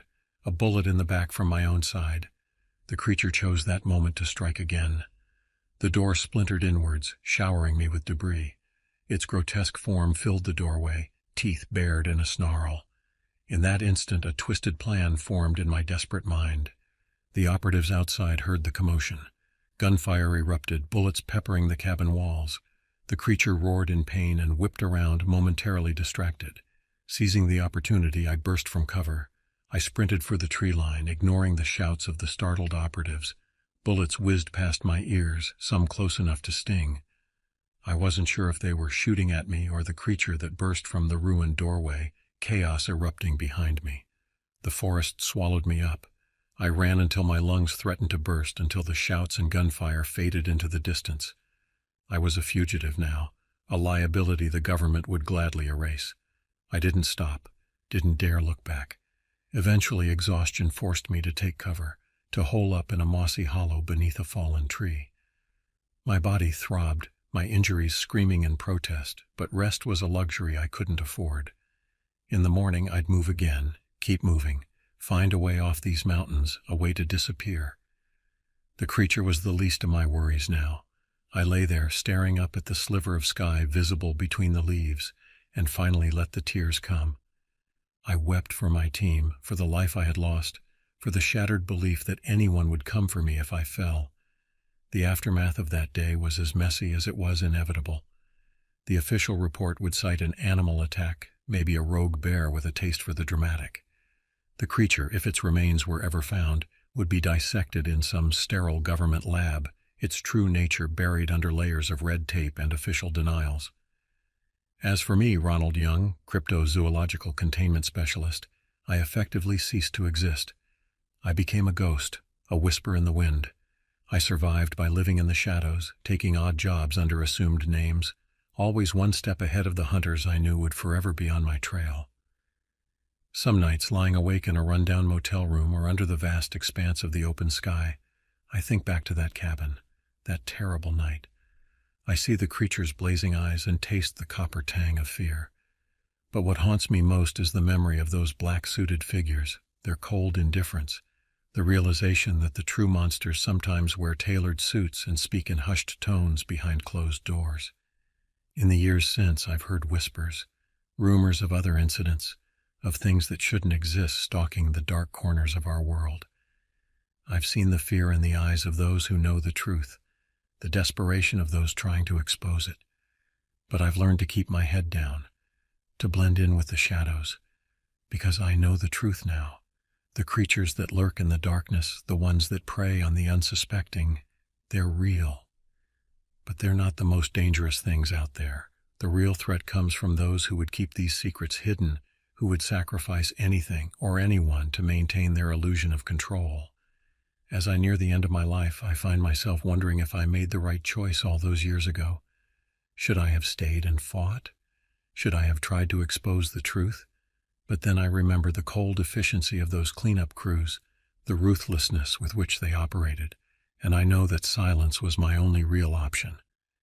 So I leave you with this warning, dear reader. The world is not what you think it is. There are shadows within shadows, truths buried so deep that bringing them to light might destroy everything we hold dear.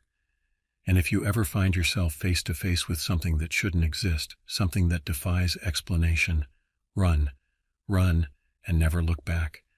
Because once you've seen behind the curtain, there's no going back.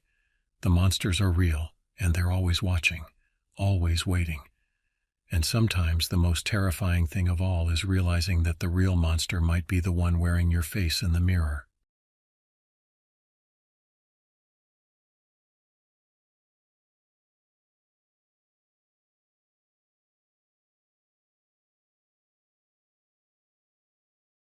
My name is Donald Taylor, and I am 70 years old. The events I'm about to recount happened just a few weeks ago, but they've left an indelible mark on my life. I've been a park ranger for the past 15 years in a small, largely forgotten national park tucked away in the northwest corner of the United States. It's a place of rugged beauty, where towering evergreens stand sentinel over rushing streams and hidden valleys. Before I found my calling in the Park Service, I spent a few years in the Marines. Those years shaped me in ways I'm still discovering, instilling a sense of discipline and respect for nature that serves me well in my current role. When I got out of the service, I knew I wanted a job that would keep me outdoors, somewhere quiet and peaceful. Most days that's exactly what I get, but not every day. Our park isn't one of the big names that draw millions of visitors each year. We're smaller, more intimate. The kind of place where you can still find true solitude if you're willing to venture off the beaten path. It's a haven for hikers, bird watchers, and those seeking to reconnect with nature. We don't get the crowds, and that suits me just fine. My partner in this endeavor is Earl, an old-timer who's been with the Park Service for decades. Earl's the kind of guy who seems to have a story for every tree in the forest. He's got a gruff exterior, but a heart of gold and a laugh that sounds like an old engine trying to turn over. We make a good team, Earl and I. He knows the history of the park like the back of his hand, and I bring the energy to keep up with the more adventurous visitors. It was late in the fall when it happened. The tourists had dwindled down to a trickle, as they always do when the weather turns crisp and the leaves start to fall. Most days it was just me, Earl, and the occasional hardy hiker braving the cooling temperatures. I remember that morning clearly. The air was sharp with the scent of pine and decaying leaves. A light mist hung in the valleys, giving the whole forest an ethereal quality. I was out on my usual patrol, checking the more remote areas of the park. There's this trail, Green River Trail, that doesn't see much use even in the peak season. It winds through some of the densest forest in the park, climbing steadily into the hills before eventually reaching a small, crystal-clear lake. It's a beautiful hike, but it's not for the faint of heart. The trail is rough in places with steep inclines and a few tricky creek crossings. It's the kind of trail that only the more experienced and adventurous hikers tackle. I'd hiked it many times over the years in all kinds of weather, but that day felt different somehow. There was a stillness in the air, a tension that I couldn't quite put my finger on. I'd been on the trail for about an hour when my radio crackled to life. It was Earl, his voice uncharacteristically serious. "Braden, you out by Green River?" he asked. "Yeah, what's up?" I replied, already sensing that something was amiss. "Got a report of a missing person, hiker by the name of Dylan Knox. His girlfriend says he didn't come back last night. Think you could check it out?" I sighed, a mix of concern and resignation. Missing persons aren't common in our park, but they do happen. Usually it's a case of someone getting lost or misjudging how long their hike would take. But overnight, that was more serious. "Yeah, I'm on it," I responded, already quickening my pace. As I continued up the trail, my senses were on high alert. I scanned the surrounding forest, looking for any sign of disturbance, any clue that might lead me to Dylan Knox. The forest seemed to close in around me, the trees looming larger, their shadows deeper. It was about an hour into my search when I saw the first sign that something was off. There was a jacket hanging from a branch just off the trail. It was a red windbreaker, definitely out of place in the muted browns and greens of the forest. I approached it carefully, my heart rate picking up. "Earl," I called into my radio. "I found a jacket, red windbreaker. Doesn't look like it's been here long." "Roger that," Earl's voice crackled back. "Any sign of our missing hiker?" "Not yet," I replied, "but I'm going to keep looking." I carefully removed the jacket from the branch, checking for any identification or clues. There was nothing, but the jacket was damp with dew, suggesting it had been there overnight. I folded it carefully and tucked it into my pack before continuing up the trail. The further I went, the more uneasy I felt. The forest, usually a place of comfort for me, seemed menacing. Every rustle of leaves, every snapping twig set my nerves on edge. I tried to shake off the feeling, focusing instead on the task at hand. It was another half-hour before I found the next clue. This time, it was a backpack, tossed haphazardly beside the trail. It looked like it had been discarded in a hurry. My hands were shaking slightly as I approached it, a sense of dread building in my gut. I knelt beside the pack, unzipping it carefully. Inside I found some snacks, a water bottle, and a map of the park. There was also a wallet. With a growing sense of unease, I opened it to find Dylan Knox's driver's license staring back at me. "Earl," I called into the radio again, my voice tense. "I found his pack. ID confirms it belongs to Dylan Knox. Still no sign of him." "All right, Braden," Earl replied, his voice grim. "I'm going to call in some backup. We might need to organize a full search. In the meantime, keep looking. I'll see if I can get any more information from his girlfriend." I acknowledged and pressed on, moving faster now. The trail was getting steeper, the trees denser. As I rounded a bend, I caught a glimpse of something through the trees that made my blood run cold. It looked like a person lying motionless on the ground about 50 yards off the trail. "Dylan," I shouted, breaking into a run. My heart was pounding in my ears as I crashed through the underbrush. As I got closer, I realized with a mix of relief and renewed concern that it wasn't Dylan. It was a woman, her clothes torn and dirty, lying face down on the forest floor. I approached cautiously, calling out to her. There was no response. When I reached her, I could see she was breathing but unconscious. I gently rolled her over, checking for injuries. There was a nasty gash on her leg, but otherwise she seemed unharmed. "Earl," I called into my radio, my voice shaking slightly. "I've found a woman. She's hurt but alive. Looks like she's been out here a while. No sign of Dylan." "Christ," Earl muttered. "All right, Braden, we'll get some medics out there. Can you get her to a clearing where they can reach you?" "Yeah, I think so," I replied, already assessing the best route back to the trail. I carefully lifted the woman, noting with concern how light she felt, as if she hadn't eaten in days. As I carried her back towards the trail, I couldn't shake the feeling that something was watching me. The forest was too quiet, unnaturally so. Every rustle of leaves or snap of a twig made me jump. We reached a small clearing where I knew the medics could land a helicopter if necessary. I laid the woman down as gently as I could, trying to make her comfortable. As I did, her eyes fluttered open for a moment. They were wide with fear, darting around wildly before focusing on my face. "Don't let it get me," she whispered, her voice hoarse and barely audible. Before I could ask what she meant, her eyes rolled back and she lost consciousness again. A chill ran down my spine at her words. What had she seen out here? What had happened to her and to Dylan Knox? The wait for the medics felt interminable. I kept scanning the tree line, half expecting to see something emerge from the shadows. When the helicopter finally arrived, the downdraft from its rotors seemed to blow away some of the oppressive atmosphere that had settled over the clearing. I gave the medics all the information I had, which wasn't much. As they prepared to transport the woman to the hospital, I steeled myself to head back up the trail. Dylan Knox was still out there somewhere, and I was determined to find him. The sun was starting to set as I resumed my search, casting long shadows through the trees. I kept my flashlight in hand, ready to switch it on as soon as the light faded completely. The forest took on a different character in the twilight, familiar shapes transforming into looming, ominous silhouettes. That's when I saw it. At first I thought it was just another shadow, a trick of the fading light. But as I focused on it, I realized I was looking at a figure, standing just off the trail, partially hidden behind a tree. My heart leapt into my throat. "Dylan?" I called out, my voice sounding unnaturally loud in the quiet forest. The figure didn't move or respond. I took a few cautious steps closer, and that's when I realized this wasn't Dylan.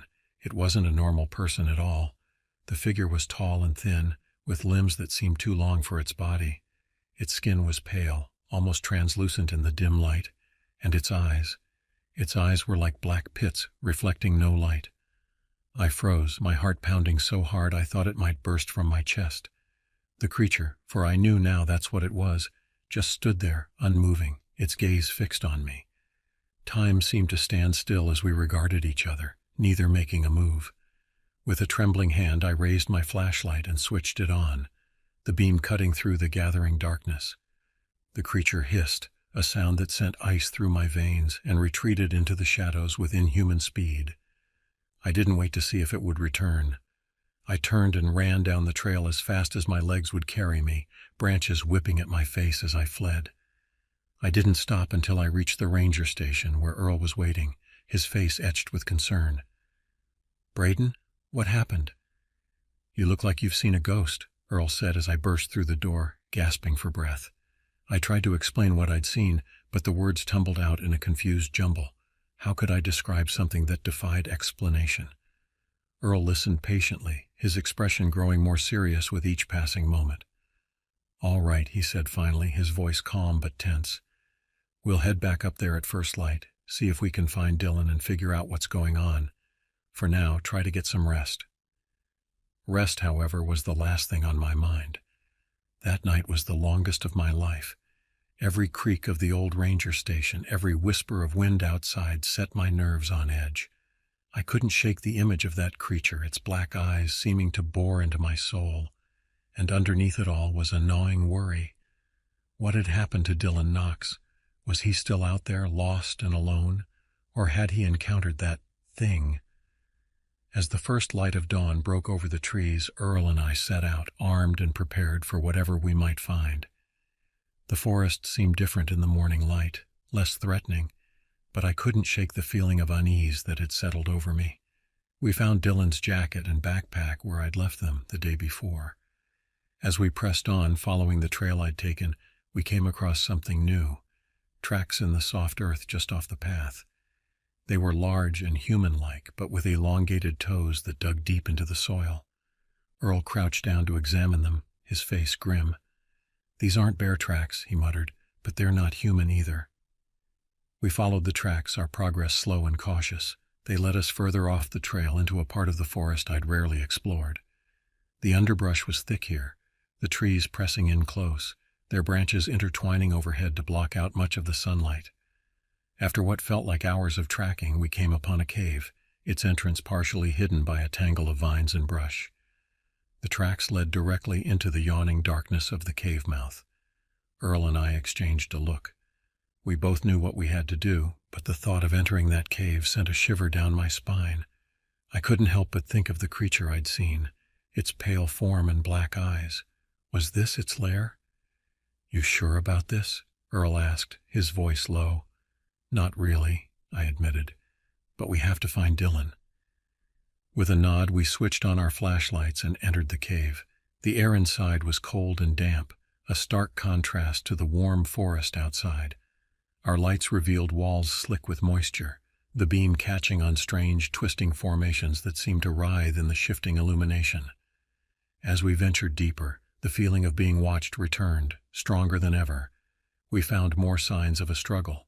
Broken branches, scraps of cloth, and dark stains on the rock that I feared might be blood. My stomach churned as we pressed on, deeper into the earth. Suddenly we heard a noise ahead of us, a shuffling sound, followed by a low, guttural breathing that echoed off the cave walls. We raised our flashlights, the beams converging on a hunched form crouched over something on the ground. It was the creature I'd seen in the forest, its pale skin gleaming wetly in the light. And beneath it, lying motionless on the cave floor, was Dylan Knox. The creature's head snapped up at our approach, its black eyes reflecting our flashlight beams. For a moment we all froze, locked in a tableau of horror. Then, with a hiss that raised the hair on the back of my neck, the creature lunged at us. Earl fired, the gunshot deafening in the confined space of the cave. The creature screeched, an otherworldly sound that seemed to pierce right through me. It retreated into the darkness, but I could still hear it moving, circling us. We rushed to Dylan's side. He was alive, but barely, his body covered in cuts and bruises. We lifted him between us and started to make our way out of the cave as quickly as we could. The journey back seemed to take an eternity. We could hear the creature following us, its breathing and the occasional scrape of claws on stone letting us know it was never far behind. Just as we reached the cave entrance, it made one final lunge at us. Earl fired again, the muzzle flash briefly illuminating the creature's twisted form. It screamed and fell back, giving us the chance we needed to escape into the sunlight. We didn't stop running until we reached the ranger station, where we called for immediate medical assistance for Dylan. As we waited for the helicopter to arrive, Earl and I tried to process what we'd seen. It all seemed too incredible, too horrifying to be real. In the days that followed, we gave our statements to the police, but we both knew they'd never believe the full story. They searched the cave but found no sign of the creature. Dylan was rushed to the hospital where he slowly recovered, but he was never the same. He refused to talk about what had happened to him in the cave and moved away as soon as he was well enough to travel.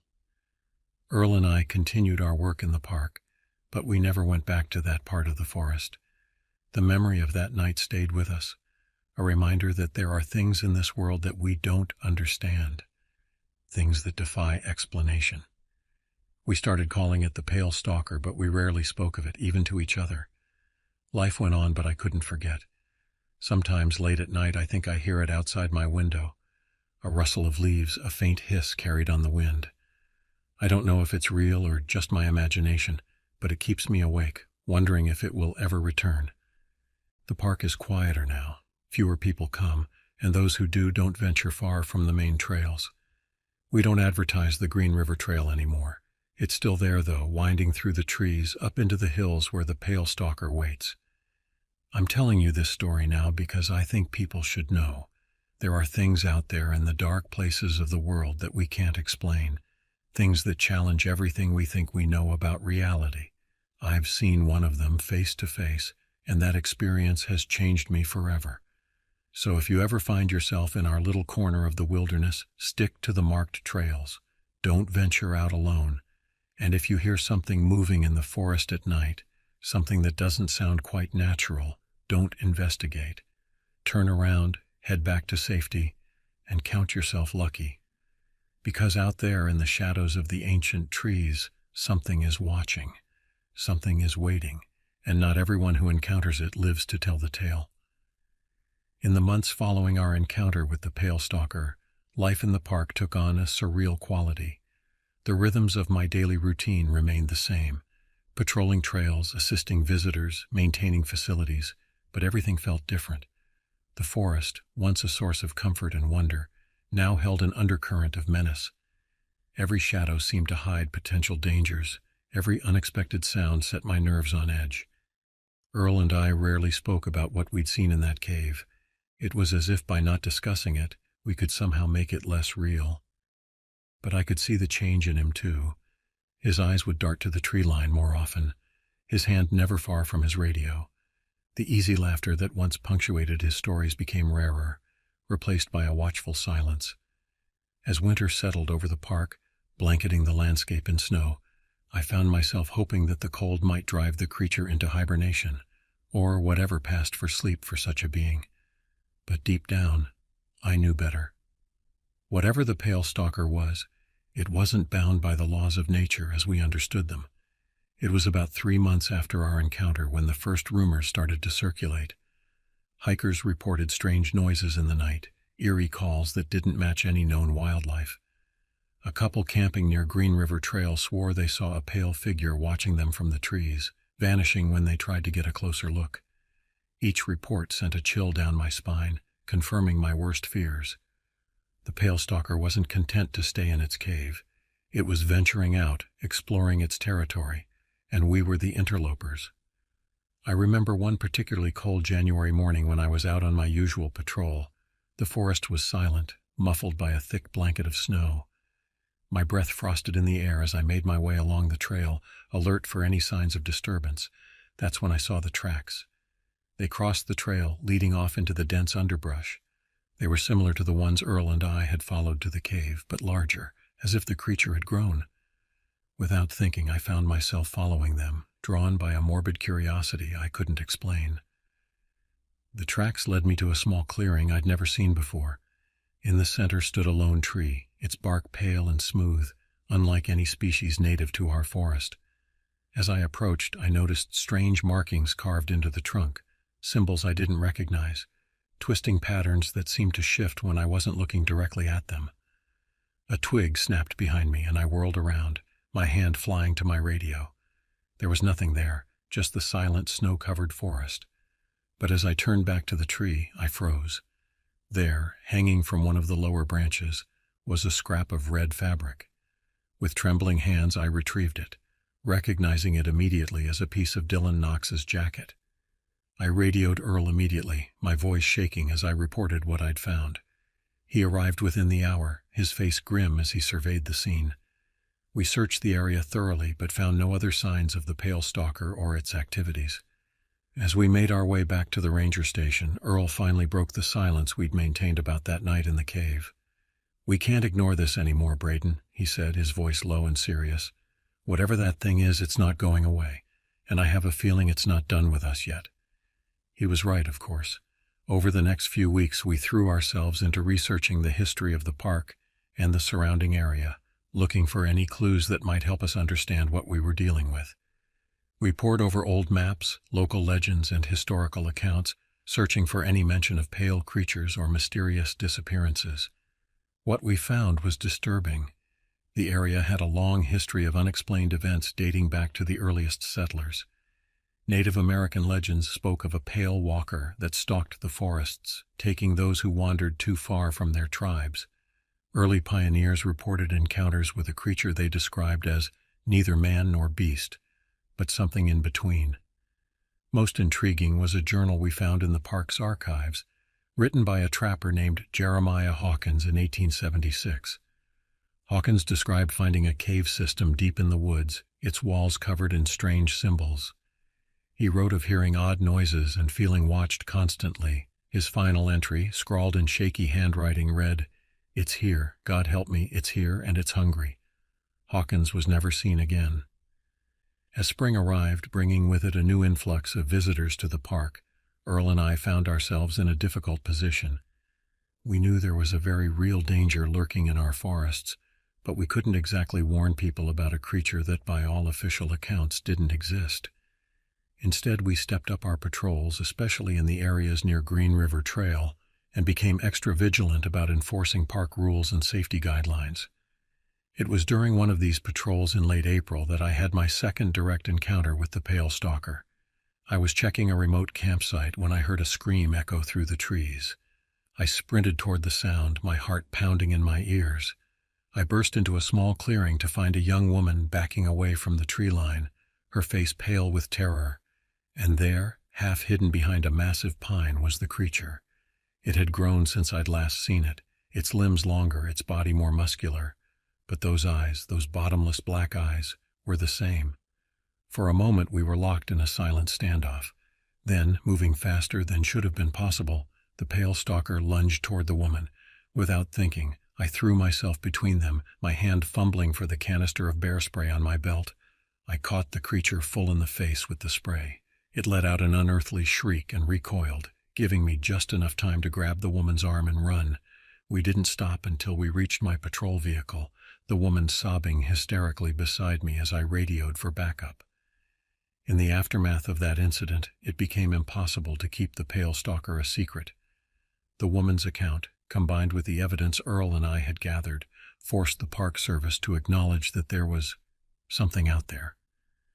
They stopped short of confirming the existence of a cryptid, instead issuing vague warnings about an unidentified predator in the area.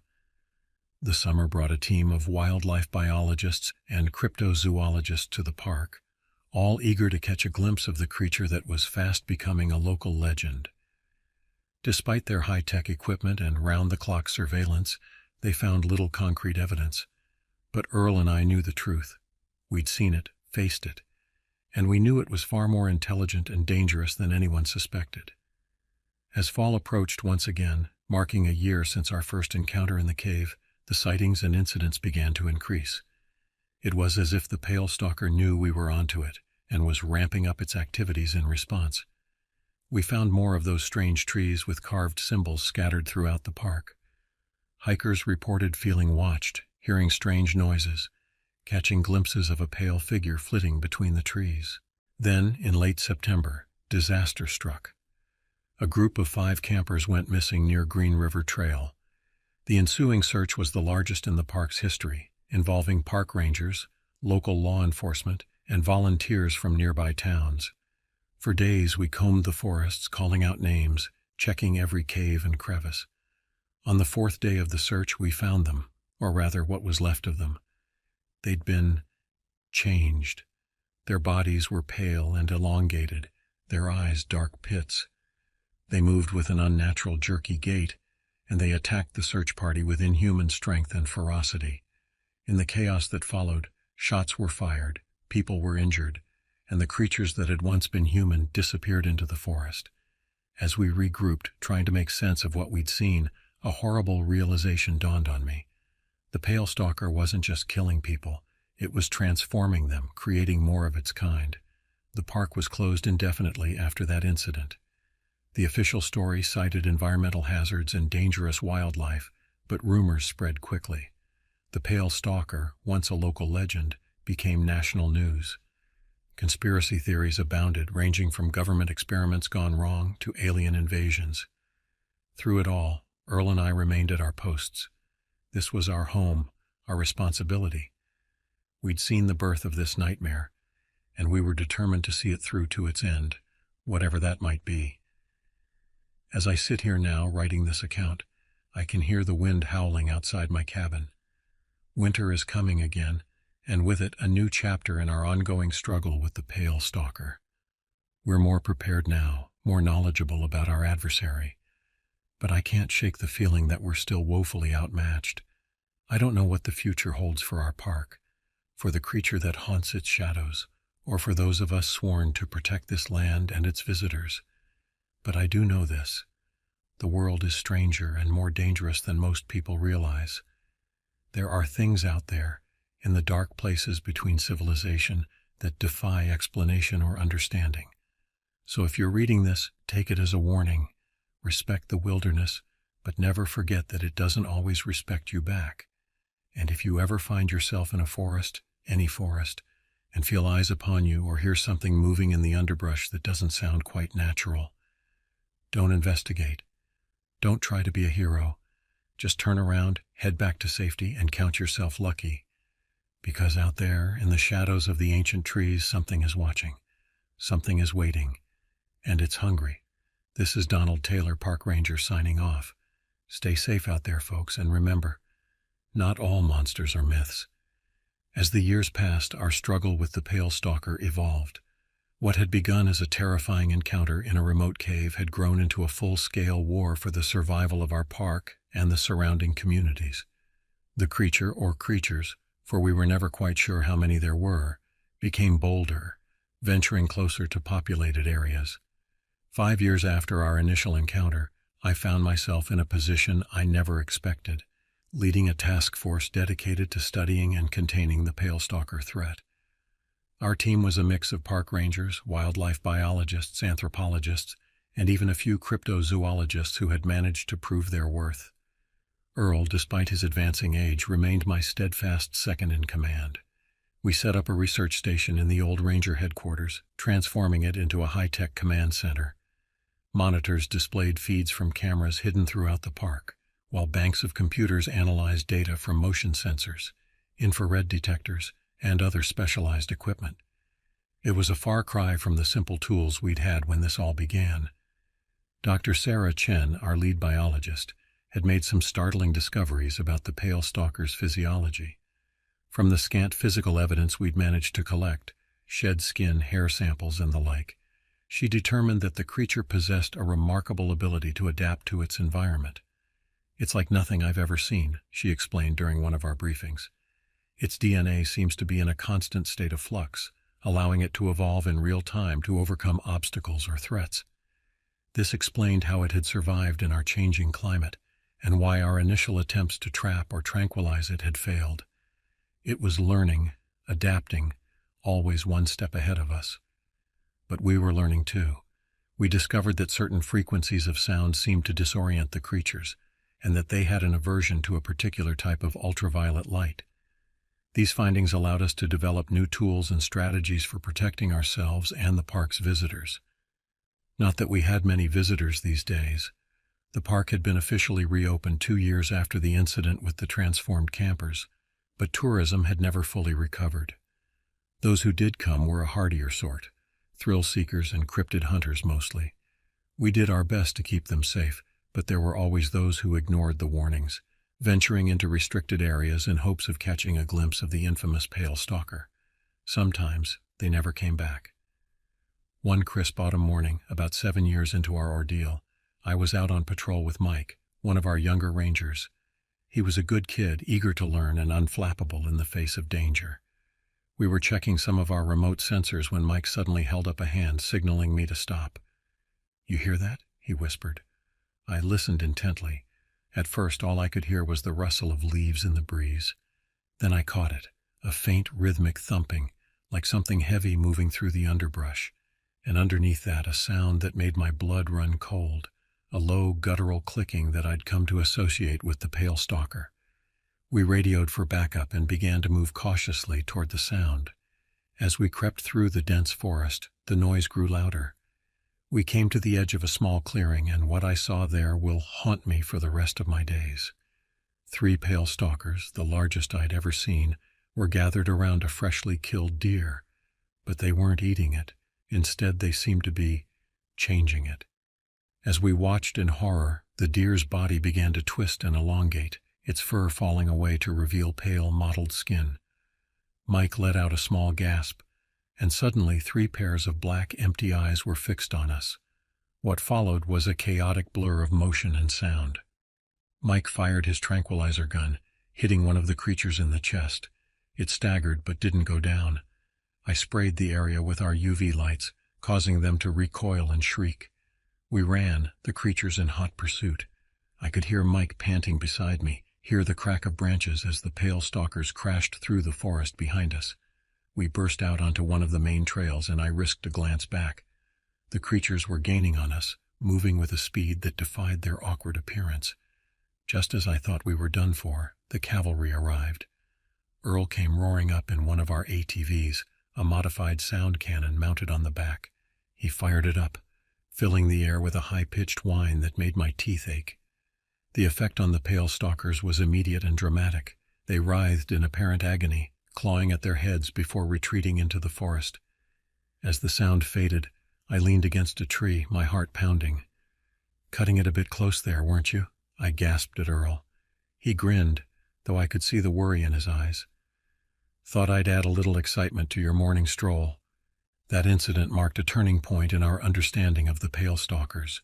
We now knew they could transform other living creatures, not just humans.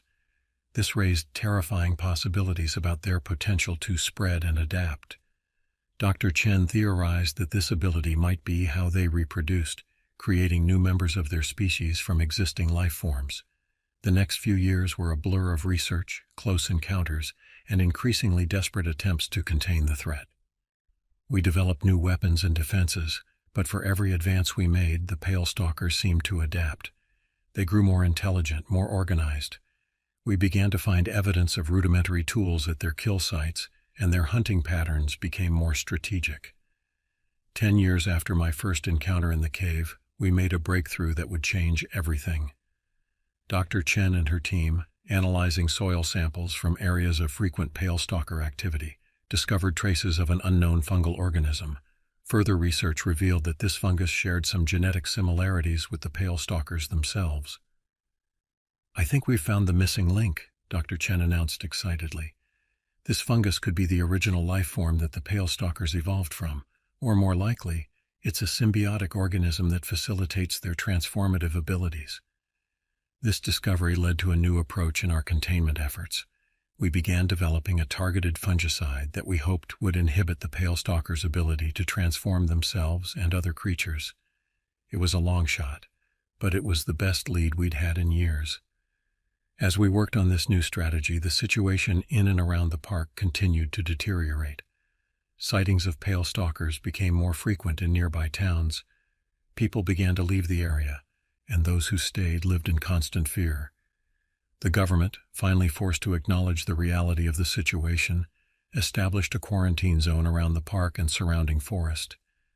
It was around this time that I started to notice changes in myself.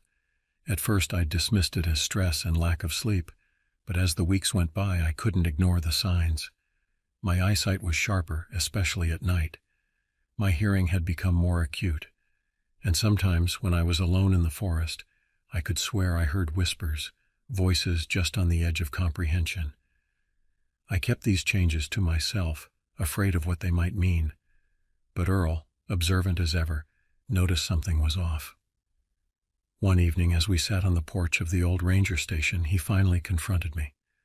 "How long have you been changing, Braden?" he asked quietly. I started to deny it, but the look in his eyes stopped me. "I don't know," I admitted. "A few months, maybe. Earl, I'm scared. What's happening to me?" He sighed, suddenly looking every one of his 70-plus years. "I think you've been infected, for lack of a better word. That night in the cave, maybe, or during one of your encounters since then. Am I turning into one of them?" The thought filled me with horror. Earl shook his head. "I don't think so. Not completely, anyway. I've been watching you, and I've seen others who've changed. This is different. It's like you're evolving, but still you." We sat in silence for a long while, watching the sun set over the forest. Finally, I spoke. "What do we do now?" "We keep fighting," Earl said firmly, "and we use whatever advantages we can get. If you're changing, maybe you can understand them better. Maybe you can help us find a way to stop them." Over the next year, we worked tirelessly on our fungicide strategy, while I learned to cope with my ongoing changes. My senses continued to sharpen, and I found I could move through the forest with an ease and silence that unnerved even our most experienced rangers. Most disturbingly, I began to sense the presence of the pale stalkers, almost like a sixth sense. Dr. Chen monitored my condition closely, running countless tests and scans. "Your DNA is changing," she told me one day, her voice a mix of scientific fascination and personal concern. "But it's not like the full transformations we've seen. It's more like an optimization. Your body is adapting to the environment in ways that go beyond normal human limits." As unsettling as these changes were, they proved invaluable in our fight against the pale stalkers. I could track them more effectively than any of our technology, sensing their movements and even, to some degree, their intentions. It was through this new sense that I first realized they were planning something big. It was a crisp morning in late fall, nearly 12 years after this all began, when I felt it. A gathering, a concentration of pale stalker presence unlike anything I'd experienced before. They were converging on a location deep in the heart of the forest, drawn by some call I could sense but not quite hear. I assembled a team immediately: Earl, Mike, Dr. Chen, and a handful of our best rangers, geared up with our latest weapons and protective equipment. As we made our way through the forest, I could feel the pull growing stronger. Whatever was drawing the pale stalkers was affecting me too. We found them in a massive clearing that none of us had ever seen before. Hundreds of pale stalkers, more than we'd ever encountered in one place, gathered around an enormous, twisted tree. The tree's bark was covered in the same strange symbols we'd found carved in caves and on smaller trees throughout the forest. At its base was a pulsing mass of the fungus Dr. Chen had identified years ago. As we watched from the edge of the clearing, the mass began to move and grow. Pale, elongated limbs emerged from it, followed by a torso, and finally a head. The pale stalkers let out a collective cry that was part celebration, part hunger. "My God," Dr. Chen whispered, "it's birthing a new one. A leader, maybe?" I could feel the power emanating from this new creature. It was ancient, intelligent, and filled with a cold, alien hunger that made my skin crawl. As it fully formed and rose to its full height, easily twice that of the other pale stalkers, its black eyes swept the clearing and fixed directly on our hiding spot. In that moment I understood. This wasn't just a leader. This was the origin, the first of its kind. And it had been here, dormant perhaps, long before humans had ever set foot in this forest. Our presence, our intrusion into its domain, had awakened it. What followed was the most harrowing battle of our long war. We fought with everything we had: sound cannons, UV lights, experimental weapons, and our fungicide bombs. The Pale Stalkers came at us in waves, driven by the psychic commands of their leader. I found myself face to face with the leader itself, my heightened abilities allowing me to match its speed and strength to some degree. As we grappled, I felt an invasive presence in my mind, flashes of alien thoughts and memories. I saw the creature's history, its arrival on Earth eons ago, its long dormancy, and its awakening as humanity expanded into its territory. In that mental connection, I also sensed its weakness. The fungus wasn't just a tool or a symbiote. It was an integral part of the Pale Stalker's biology. Summoning every ounce of strength I had left, I triggered the release on all the fungicide bombs I was carrying. The clearing filled with a fine mist. The effect on the Pale Stalkers was immediate and dramatic. They began to writhe and shriek, their bodies seemingly unable to maintain their form.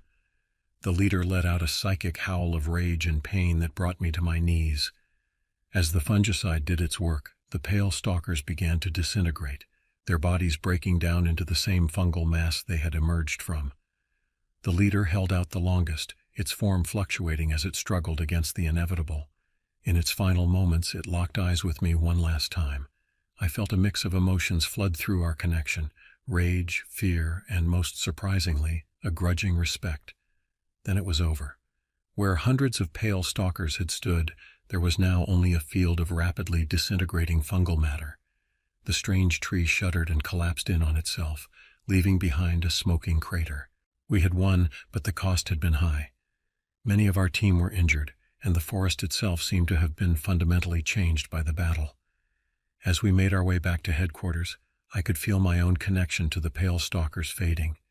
The changes in me weren't reversing, but the alien presence in my mind was gone. In the years that followed, we worked to ensure the threat was truly gone. We developed methods to detect and neutralize any remaining traces of the Pale Stalker fungus. Slowly, cautiously, life in and around the park began to return to normal. But I knew, as did Earl and the others who had been there from the beginning, that things would never be quite the same. We had glimpsed a truth about our world and our place in it that could not be unseen. The forests, the dark and wild places of the earth, held secrets and dangers beyond our imagining. As I stand here now, an old man looking out over the forest I've protected for so long, I can still feel echoes of that connection to the Pale Stalkers. It reminds me to remain vigilant, to never take the peace and safety we've achieved for granted. For those who come to the park now, drawn by its beauty and the lingering rumors of its strange history, I have this advice: respect the wilderness, enjoy its wonders, but never forget that beyond the reach of your campfire's light, in the depths of the forest and the shadows between the trees, there may be things watching, things waiting. Not all of them are as benign as we'd like to believe, and not all monsters are myths. This is Donald Taylor, park ranger, survivor, and guardian of the borderlands between the known and the unknown, signing off for the last time. Remember my story and stay safe out there in the wild places of the world.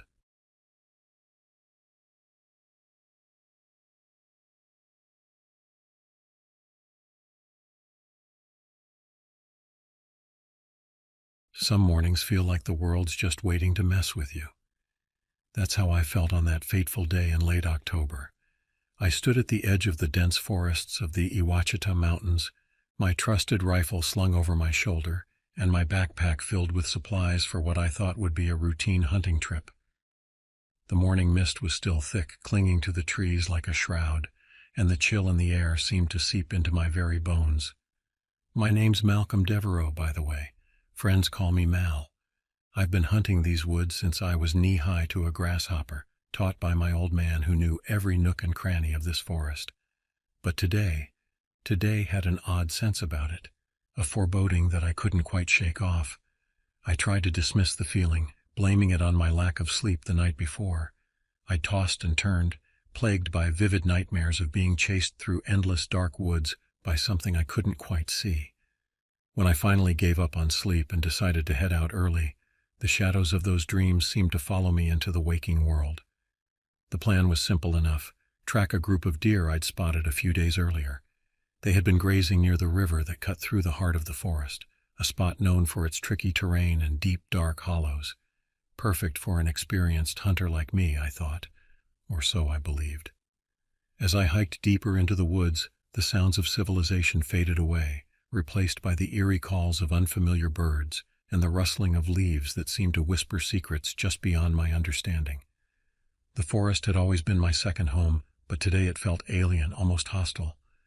About an hour into my trek, I came across the first sign that something was terribly wrong. It was a campsite, or what was left of one. The scene before me made my blood run cold. The site was torn apart as if a tornado had touched down in this one specific spot. Gear was scattered everywhere, some of it twisted beyond recognition. The tent lay in shreds, its fabric fluttering weakly in the morning breeze like the tattered wings of a dying moth. But it was what I didn't see that truly unsettled me. There was no blood, no signs of a struggle, just pure, methodical destruction. It made my skin crawl, raising goosebumps along my arms despite the layers I wore. I tried to rationalize it, tell myself it was just a bear. We'd had a few encounters around here before, after all. But deep down, I knew this was something different, something worse. I made a mental note to be extra cautious and moved on, my senses now hyper-alert to every snap of a twig, every rustle in the underbrush. The forest seemed to close in around me, the trees looming taller, their branches reaching out like gnarled fingers trying to snag my clothing. By noon I had reached the river. The sun was high now, burning off the last of the morning fog, but it brought little comfort. I took a moment to rest, sitting on a fallen log and mechanically munching on a sandwich I'd packed. The river gurgled quietly beside me, a sound that would normally soothe me, but today it seemed to carry whispers, fragments of words just beyond my comprehension. That's when I saw it. Tracks in the soft mud by the river's edge.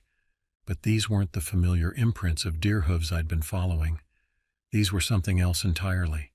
Larger, with clear indentations of claws that sent a shiver down my spine.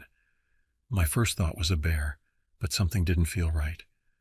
The stride was too long, the impression too deep. Whatever had made these tracks was massive, far larger than any bear I'd encountered in these parts. Curiosity warred with caution in my mind. The smart thing would have been to turn back, to report what I'd found to the local rangers. But something compelled me forward, a need to uncover the truth behind these bizarre occurrences. I followed the tracks upstream, my rifle now clutched tightly in my hands rather than slung over my shoulder. The forest grew denser, the underbrush thicker, as if nature itself was trying to bar my path. Thorny vines snagged at my clothes, and more than once I had to detour around fallen trees that seemed to have toppled recently, their roots torn from the earth with violent force. The tracks led me to a cave entrance, half hidden by a curtain of vines and moss. It was like something out of a nightmare, a gaping maw in the side of the mountain that seemed to exhale a fetid, damp air that reeked of decay. I paused, considering my options. Every instinct screamed at me to turn back, to forget what I'd seen and return to the safety of town. Going into an unknown cave without backup wasn't just unwise, it was potentially suicidal. But the tracks were fresh, glistening with river water, and something told me I needed to know what was in there. With a deep breath to steady my nerves, I switched on my flashlight and stepped into the darkness. The beam of light seemed feeble against the oppressive blackness, barely penetrating a few feet ahead. The air was cooler inside, damp and heavy with the scent of wet stone and something else, something musky and animal that made the hairs on the back of my neck stand up. As I ventured deeper, the walls closed in, slick with moisture that gleamed in my flashlight beam. The cave was surprisingly large, opening up into a vast cavern that my light couldn't fully illuminate. Shadows danced at the edge of my vision, playing tricks on my mind. More than once I whirled around, certain I'd seen something move in my peripheral vision, only to find nothing but empty air. It was then that I found more signs of the creature. Deep claw marks scored the walls, some of them so high up that I had to crane my neck to see them. Whatever had made these wasn't just big, It was tall, far taller than any animal I knew of. But it was what I found next that turned my blood to ice in my veins. Scattered across the cave floor were bones. Some were clearly animal, the remnants of old kills.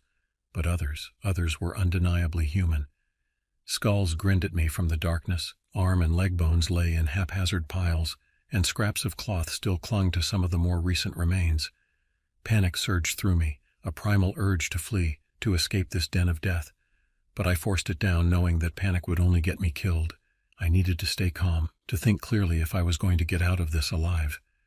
That's when I heard it, a low, rumbling noise that seemed to vibrate through the very stone beneath my feet.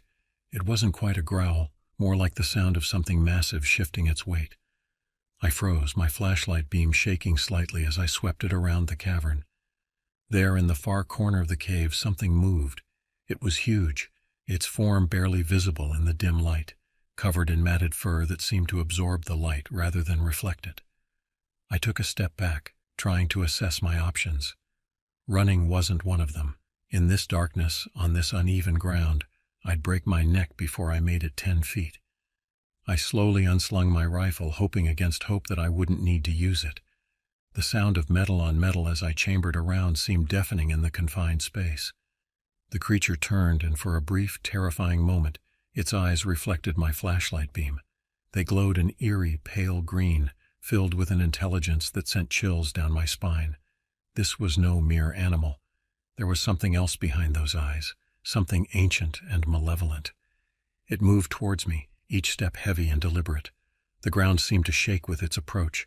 My heart pounded in my chest, a frantic rhythm that threatened to overwhelm me, but I stood my ground. I raised the rifle, my finger resting lightly on the trigger. The creature stopped just at the edge of my light's reach. For a moment that seemed to stretch into eternity, we just stared at each other. I could hear its breathing now, deep and ragged, feel the warmth of its exhalations even from this distance. Then it lunged. I fired, the sound deafening in the enclosed space, the muzzle flash momentarily illuminating the cavern in stark relief. For a split second I saw the creature in its entirety, a nightmare-made flesh, all matted fur, razor-sharp claws, and a maw filled with teeth that would put a shark to shame. The creature let out a horrific scream, a sound that was equal parts rage and pain, more animalistic than anything I'd ever heard. It retreated into the darkness, and I took the opportunity to run. I bolted out of the cave, not stopping until I was well away from the entrance. I could still hear its screams echoing through the forest, a sound that I knew would haunt my dreams for years to come. I reached a clearing and collapsed, my lungs burning as I gasped for air. That's when I saw another hunter, Mike Reynolds, approaching. Mike was an old friend, someone I'd known since high school. He took one look at me, and his usual easygoing expression vanished. "Mal, you look like you've seen a ghost," he said, a half-smile on his face that didn't reach his eyes. I quickly told him what had happened, the words tumbling out in a rush. I expected disbelief, maybe even laughter, but instead his expression turned deadly serious.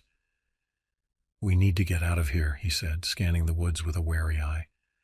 "There's been talk of something in these parts. People disappearing, bodies found mangled beyond recognition.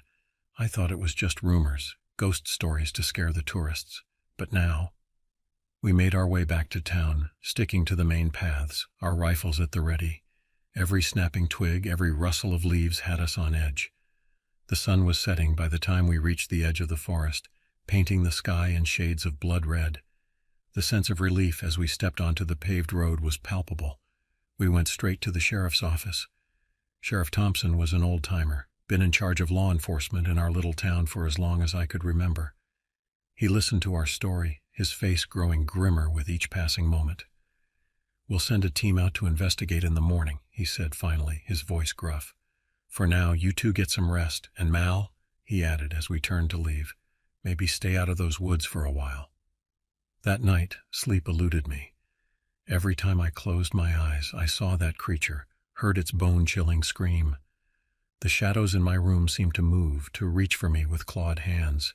I wasn't scared, not exactly. More unnerved, unsettled by the knowledge that something was out there, something that defied explanation. As the first light of dawn crept through my window, I made a decision. I needed answers. I needed to know what that thing was, and why no one had done anything about it before. Little did I know this was just the beginning. The horror that awaited me, that awaited our entire town, was beyond anything I could have imagined. But I'm getting ahead of myself. Let me tell you how it all unfolded, how a simple hunting trip turned into a nightmare that would change our lives forever. The next morning I went back to the sheriff's office, demanding to be part of the investigation. Sheriff Thompson was reluctant at first, but after seeing the determination in my eyes, he relented. "All right, Mal," he sighed, "but you follow our lead, understood?" I nodded, grateful for the opportunity to find answers. We headed out, a small group of armed men including myself, Mike, Sheriff Thompson, and a few deputies. The forest was eerily quiet, as if it knew something was coming. The usual chirping of birds and rustling of small animals was absent, replaced by an oppressive silence that seemed to swallow our footsteps. We reached the cave, and I led them inside.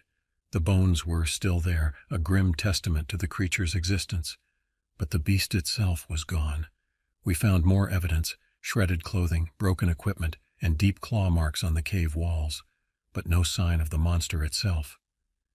As we emerged from the cave, one of the deputies, Carl Fisher, found something that made my blood run cold. Near the entrance was a strange, almost ritualistic arrangement of bones and sticks. "This isn't natural," Carl muttered, his face pale. "Someone, or something, put this here on purpose." We searched the surrounding area, finding more signs of the creature's presence, but no clear answers. It was as if it had vanished into thin air. The sheriff ordered us to fall back, our minds buzzing with questions and theories. Over the next few weeks, reports of missing persons increased at an alarming rate. Hikers, campers, even locals who lived on the outskirts of town, all vanishing without a trace. People were scared, and rightly so. The town formed a task force determined to track and eliminate whatever was lurking in those woods. I joined them without hesitation, driven by a need to understand, to end the threat. We scoured the forest day and night, setting traps, using bait, employing every hunting technique we knew. But the creature was elusive, almost intelligent in its evasion. We had a few close calls, glimpses of its hulking form moving through the trees, but never a clear shot. It was frustrating, exhausting work. Then one night it attacked. We were camped near the river, keeping watch in shifts. Around midnight it struck, swift and brutal. The camp was thrown into chaos. Screams pierced the night air, gunfire echoed through the trees, and the metallic smell of blood filled my nostrils. I fought to keep my composure, firing at the shadowy figure as it tore through our ranks. We lost 3 good men that night, their bodies ripped apart. It was a massacre that would haunt me for years to come. We regrouped, licking our wounds, but morale was shattered. The creature had become more than just a threat. It was a nightmare made flesh. We held a meeting, debating our next move. Some wanted to abandon the hunt, to leave the town to its fate. But I couldn't do that. I'd seen too much, knew too much. We had to stop it. We set out again, this time with a new plan. We would lure it into a trap, using ourselves as bait. It was risky, but we were desperate. We chose a clearing, set up camp, and waited. The night was tense, every sound amplified, every shadow suspect. I barely breathed, my rifle ready. Around 2 a.m. it came, silent, deadly, but we were ready. The moment it entered the clearing, we opened fire, a barrage of bullets lighting up the night. The creature roared, a sound of pure rage and pain that shook the very ground. It charged, but we stood our ground, determined to end this once and for all. Finally, after what seemed like an eternity, it fell, collapsing in a heap. We approached cautiously, weapons trained on its still form. It was huge, covered in thick matted fur, its body riddled with bullets. I nudged it with my boot, and it didn't move. We'd done it. The nightmare was over. We reported our success to the sheriff, who was both relieved and horrified by the creature's appearance. It was unlike anything anyone had ever seen, a monstrous amalgamation of bear, wolf, and something distinctly inhuman. Scientists were called in, the media swarmed, and our small town became a hub of activity. They took the creature's body for study, trying to understand what it was and where it came from. Theories ranged from an undiscovered species to a government experiment gone wrong, but no definitive answers were ever found. Life slowly returned to normal, but the scars remained. We'd lost good people, and the town's innocence was shattered. The forest, once a place of peace and beauty, now held a darkness that could never be fully forgotten. As for me, I went back to my routine, hunting, living, trying to move on. But things were different now. The forest was still there, but it felt changed, tamed in a way, but also holding secrets that we'd only begun to uncover. In the end, we survived, and that's what mattered. But sometimes, on quiet nights when the wind whispers through the trees, I find myself wondering, was that really the end? Or is there something else out there waiting in the shadows, biding its time? I hope I never have to find out, but if I do, at least now I know we're stronger than we think. We can face the darkness and come out the other side, changed, scarred, but alive. And in this world, with its hidden terrors and unknown threats, sometimes that's the best we can hope for.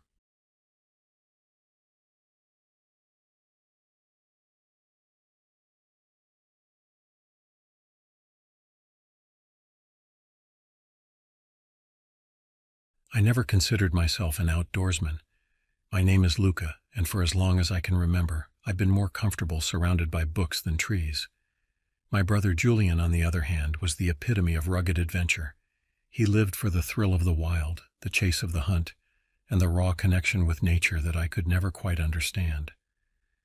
It was a crisp autumn morning when Julian called me, his voice brimming with excitement. "Luca, I've got an idea," he said, barely containing his enthusiasm.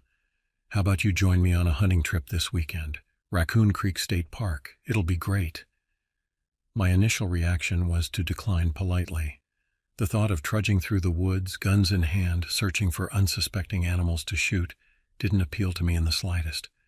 But something in Julian's voice made me pause. There was a warmth, an eagerness to share his passion with me that I couldn't ignore. "Come on, little brother," he coaxed. "When's the last time we really spent time together? Just us, like when we were kids." He had a point. Our lives had taken different paths, and the close bond we once shared had been stretched thin by time and distance. Perhaps this was an opportunity to reconnect, to bridge the gap that had grown between us. "All right," I found myself saying, surprising both Julian and myself. "I'll come, but don't expect me to be any good at this." Julian's laughter boomed through the phone. "Don't worry, I'll teach you everything you need to know. Pack warm clothes and sturdy boots. I'll pick you up Friday after work." As I hung up the phone, a mix of excitement and apprehension washed over me. What had I just agreed to? The idea of spending a weekend in the wilderness was both thrilling and terrifying. I tried to push away the nagging fear in the pit of my stomach, focusing instead on the prospect of bonding with my brother. Little did I know that this decision would change the course of our lives forever. Friday afternoon arrived quicker than I had anticipated. I stood on the curb outside my apartment building, a duffel bag at my feet, feeling woefully unprepared for what lay ahead. Julian's truck rumbled around the corner, and I couldn't help but smile at the sight of my brother behind the wheel, looking every bit the rugged outdoorsman in his flannel shirt and well-worn hunting cap. "Ready for an adventure?" Julian grinned as I tossed my bag in the back and climbed into the passenger seat. "As ready as I'll ever be," I replied, trying to match his enthusiasm. The drive to Raccoon Creek State Park took about 2 hours, during which Julian regaled me with tales of his previous hunting trips. I listened, half in awe and half in trepidation, as he described close encounters with bears, treacherous terrain, and the thrill of the hunt. As we drove deeper into the countryside, the landscape changed.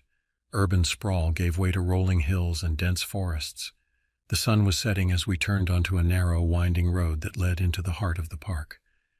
"We'll set up camp tonight," Julian explained, "and start our hunt at first light tomorrow." The fading daylight cast long shadows through the trees as we pulled into a small clearing. Julian expertly set up our tent while I fumbled with unrolling sleeping bags and organizing our gear. By the time we had a small campfire going, night had fully descended, wrapping the forest in darkness. Sitting by the fire, roasting hot dogs on sticks like we used to do as kids, I felt a warmth that had nothing to do with the flames. This was nice, I thought. Maybe this trip wasn't such a bad idea after all. "So, little brother," Julian said, his face flickering in the firelight, "are you ready for tomorrow? I nodded, trying to project confidence I didn't quite feel. As ready as I can be. You'll have to show me the ropes, though. Julian's eyes gleamed with excitement. Don't worry, I've got you covered. We'll start with the basics: tracking, stealth, and most importantly, safety. The woods can be dangerous if you're not prepared. As Julian continued to explain the intricacies of hunting, I found my attention wandering. The forest around us seemed to come alive in the darkness. Shadows danced at the edge of our campsite, and unfamiliar sounds echoed through the trees. A twig snapped somewhere in the darkness, making me jump. Julian noticed my unease. Relax, Luca. It's probably just a raccoon or a deer. Nothing to worry about out here. I nodded, trying to shake off the feeling of being watched. It was just my imagination, I told myself. Just the unfamiliarity of the wilderness playing tricks on my mind. As we turned in for the night, crawling into our tent and zipping ourselves into our sleeping bags, I couldn't shake a gnawing sense of foreboding. The excited anticipation I had felt earlier had been replaced by a creeping dread. Something about this forest felt wrong. But I pushed the thought aside, chalking it up to my city-dweller nerves. Tomorrow would be better, I told myself as I drifted off to sleep. Tomorrow, in the light of day, these irrational fears would dissipate. Little did I know that the true horrors awaiting us made my nighttime anxieties seem like child's play in comparison. The shrill beep of Julian's watch alarm jolted me awake. For a moment I was disoriented, the unfamiliar surroundings of the tent confusing my sleep-addled brain. Then reality set in. I was in the middle of the woods, about to embark on my first hunting trip. Julian was already up, his sleeping bag neatly rolled. "Rise and shine, little brother," he said, his voice low but filled with excitement. "The deer won't wait for us." I groaned, fumbling for my glasses. The air inside the tent was crisp, and I could see my breath forming small clouds. Outside, the pre-dawn world was still shrouded in darkness. We emerged from the tent into the gray light of early morning. The forest was alive with sound, birds chirping their morning songs, small animals rustling in the underbrush. Julian moved with purpose, checking his rifle and packing a small backpack with supplies. "Here," he said, handing me a rifle of my own. "Remember what I taught you about gun safety. Always treat it as if it's loaded even when you know it's not." The weight of the gun in my hands felt alien and slightly terrifying. I nodded, trying to project a confidence I didn't feel. We set off into the woods, Julian leading the way. He moved with a grace that belied his large frame, each step calculated and silent. I, on the other hand, felt like a bull in a china shop, every twig snap and rustled leaf sounding like a gunshot in the quiet forest. As we walked, Julian pointed out various signs of animal activity: tracks in the soft earth, bark rubbed off trees by deer antlers, droppings that indicated recent passage. I tried to absorb it all, but my mind was overwhelmed by the sheer amount of information. The sun had fully risen by the time we reached a small clearing. Julian held up a hand, signaling me to stop. He crouched down, examining something on the ground that I couldn't see. "Deer tracks," he whispered. "Fresh ones. They passed through here not long ago." I nodded, trying to see what he saw in the seemingly unremarkable patch of earth. We continued on, moving even more cautiously now. The forest seemed to close in around us, the trees growing denser, the underbrush thicker. The morning light filtered through the canopy, creating a dappled pattern on the forest floor. Hours passed, and despite Julian's expert tracking, we had yet to spot any deer. The initial excitement of the hunt had worn off, replaced by a growing weariness. My feet ached, and my shoulders were sore from carrying the rifle. We stopped by a small stream to rest and have some water. Julian was recounting a story from his last hunting trip when we heard it, a low, distant roar that sent shivers down my spine. We looked at each other, eyes wide with curiosity and a bit of fear. "What was that?" I whispered, my heart suddenly racing. Julian frowned, his brow furrowed in concentration. "Probably a bear," he said, but he didn't sound entirely convinced. "They're not uncommon in these parts." We listened intently, but the sound didn't repeat. After a few minutes, Julian shrugged it off. "Come on," he said, standing up. "Let's keep moving." As we continued our hunt, I couldn't shake the unease that had settled over me. That sound. It hadn't seemed like any bear I'd ever heard of. But then again, what did I know? I was a city boy, out of my element in these woods. Little did I know that this was just the beginning. The true horrors that awaited us in the depths of Raccoon Creek State Park were beyond anything I could have imagined. As the day wore on, the forest seemed to change. The cheerful bird song of the morning faded, replaced by an oppressive silence broken only by the occasional rustle of leaves in the wind. The trees grew taller, their branches intertwining overhead to create a canopy that blocked out much of the sunlight. I found myself jumping at every snap of a twig, every rustle in the underbrush. Julian, noticing my unease, tried to reassure me. "It's just the forest, Luca," he said, his voice low but steady. "Nothing to be afraid of." But I couldn't shake the feeling that we were being watched. More than once I thought I saw movement out of the corner of my eye, only to turn and find nothing there. The shadows seemed to move of their own accord, twisting and writhing in ways that defied natural explanation. As the sun began to set, casting long shadows through the trees, Julian suggested we head back to camp. I agreed, relieved that our day was coming to an end without any incidents. We were about halfway back when we heard the roar again, much closer this time. It was unlike anything I'd ever heard, deep and guttural, resonating through the forest. Julian and I exchanged nervous glances.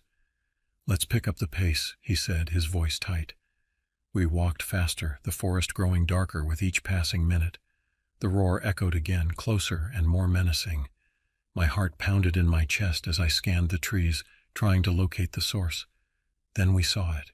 Emerging from the shadows was a creature unlike anything I'd ever seen or imagined. It stood on two legs, towering over us at nearly 8 feet tall, with a grotesque, muscular body covered in matted fur. Its face was a twisted amalgamation of animalistic features, sharp, protruding teeth, a snout like a wolf, and eyes that glowed with an eerie, unnatural light.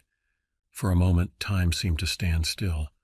Julian and I stood frozen, our minds struggling to comprehend the horror before us. Then, with a roar that shook the very ground beneath our feet, the creature charged. Julian raised his rifle, but the creature moved with terrifying speed, swiping the gun from his hands with a powerful blow. Julian was thrown to the ground, and the creature turned its attention to me. Frozen in fear, I could barely react as it lunged at me. I stumbled back, falling and dropping my rifle. Julian, dazed but determined, grabbed his hunting knife and charged at the creature, slashing at its legs. The creature roared in pain and turned on him, swiping with its massive claws. Blood sprayed from Julian's chest as he fell back, gasping and clutching his wound. The sight of my brother's blood snapped me out of my paralysis. I scrambled to my feet, adrenaline surging through my veins. I grabbed the rifle, aimed, and fired. The shot echoed through the forest, hitting the creature in the shoulder. It howled in pain, but it wasn't enough to stop it. The creature lunged at Julian again, tearing into him with ferocious intensity. "No!" I screamed, firing again and again. The bullets seemed to slow it down, but they weren't enough to kill it. Desperation took over as I looked for anything that could help. My eyes landed on a large, jagged rock nearby. I grabbed it and charged at the creature, swinging with all my might. The rock connected with its head, and the creature staggered, dazed. I kept swinging, fueled by a mix of fear and rage. Finally, with one last blow, the creature collapsed to the ground, motionless. Breathing heavily, I dropped the rock and rushed to Julian's side. He was bleeding profusely, his eyes glassy and unfocused. "Hold on, Julian," I said, trying to staunch the bleeding with my hands. "You're going to be okay." Julian's breathing was shallow, and I could see the life draining from his eyes. "Run, Luca," he whispered. "Get out of here." "No, I'm not leaving you," I said, tears streaming down my face. But it was too late. Julian's body went limp, his eyes staring blankly into the darkening sky. I stayed there for what felt like hours, holding Julian's lifeless body, too shocked and horrified to move. The forest around us had gone eerily quiet, as if holding its breath in the aftermath of the violence. As the reality of the situation sank in, I knew I had to get out of the forest. I had to survive, if only to tell Julian's story. With a heavy heart, I closed Julian's eyes and whispered a goodbye. Then, grabbing the rifle, I made my way back towards the camp, moving as quickly and quietly as I could. Every rustle, every shadow made my heart race, but I forced myself to keep going. When I finally reached the campsite, I collapsed to the ground, exhausted and traumatized. But I knew I couldn't stay there. Whatever that creature was, there might be more of them out there. With trembling hands, I packed up what I could carry and headed for the truck. As I drove away from Raccoon Creek State Park, leaving behind the body of my brother and the monster that killed him, I knew that my life would never be the same.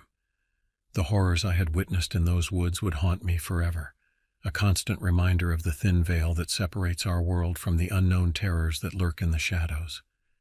The drive back to civilization was a blur. My hand shook on the steering wheel, and every shadow on the road seemed to morph into the shape of that monstrous creature. I drove through the night, afraid to stop, afraid to close my eyes lest the horrors I'd witnessed play out again in my mind. As dawn broke, I found myself pulling into the parking lot of the local police station. My clothes were caked with dirt and blood, Julian's blood, and my eyes were wild with fear and lack of sleep. The desk sergeant looked at me with alarm as I stumbled through the door. "I need help," I croaked, my voice hoarse from screaming and crying. "My brother, he's dead. There was a creature in the woods." What followed was hours of questioning, disbelief, and barely concealed skepticism. I told my story over and over to patrol officers, detectives, and eventually to park rangers. They listened with furrowed brows and exchanged glances that spoke volumes about their doubts. "Mr. Castellano," the lead detective said, his voice gentle but firm, "I understand you've been through a traumatic experience, but what you're describing, it's not possible. There are no creatures like that in Raccoon Creek State Park, or anywhere else for that matter." I wanted to scream, to shake them, to make them understand. But I could see in their eyes that they had already made up their minds. In their world of facts and evidence, there was no room for monsters in the woods. They sent a search party to the location I described. They found Julian's body, mauled and torn in a way that they attributed to a bear attack. But the creature's body was gone. The only evidence of its existence was a patch of matted fur caught on a nearby branch, and even that was dismissed as belonging to a known animal species. In the days and weeks that followed, I tried to piece my life back together. But how do you move on when you've seen the impossible? How do you return to normal when you know that the world is not what you thought it was? I attended Julian's funeral in a daze, barely registering the sympathetic words and comforting touches of friends and family. They all believed the official story, a tragic hunting accident, a bear attack gone horribly wrong. Only I knew the truth, and the weight of that knowledge was almost unbearable. Nights were the worst. Every time I closed my eyes, I saw the creature's glowing eyes, heard its bone-chilling roar. I relived Julian's final moments over and over, tormented by the thought that I could have done more, should have done more to save him. I sought help, of course. Therapists listened patiently as I recounted my story, but I could see the disbelief in their eyes. They spoke of trauma-induced hallucinations, of the mind's ability to create fantastic scenarios to cope with unimaginable loss. But I knew what I had seen. The creature was real, and it was still out there. Months passed, and I found myself withdrawing from the world. I quit my job, unable to concentrate on mundane tasks when I knew there were monsters lurking in the shadows. I spent countless hours researching cryptozoology, folklore, and unexplained phenomena, desperate for any information that might shed light on what I had encountered. Late one night, as I pored over yet another obscure forum discussing strange sightings in the area around Raccoon Creek, I received an email from an anonymous sender. The subject line read, "I believe you." With trembling hands, I opened the message. It was short, just a few lines. "I know what you saw in the woods. You're not alone. If you want answers, meet me at the old Millers Creek Bridge tomorrow at sunset. Come alone." My heart raced as I read and reread the message. Could this be the validation I'd been seeking? Or was it a trap, set by the creature or its kin? Despite my fears, I knew I had to go. I needed answers, needed to know that I wasn't losing my mind. The next day, as the sun began to set, I found myself standing on the old wooden bridge spanning Millers Creek. The air was thick with tension, and every rustle in the nearby bushes made me flinch. "You came," a voice said behind me. I whirled around to see an old man emerging from the shadows. His face was weathered, his eyes haunted by something I recognized all too well. "Who are you?" I asked, my voice barely above a whisper.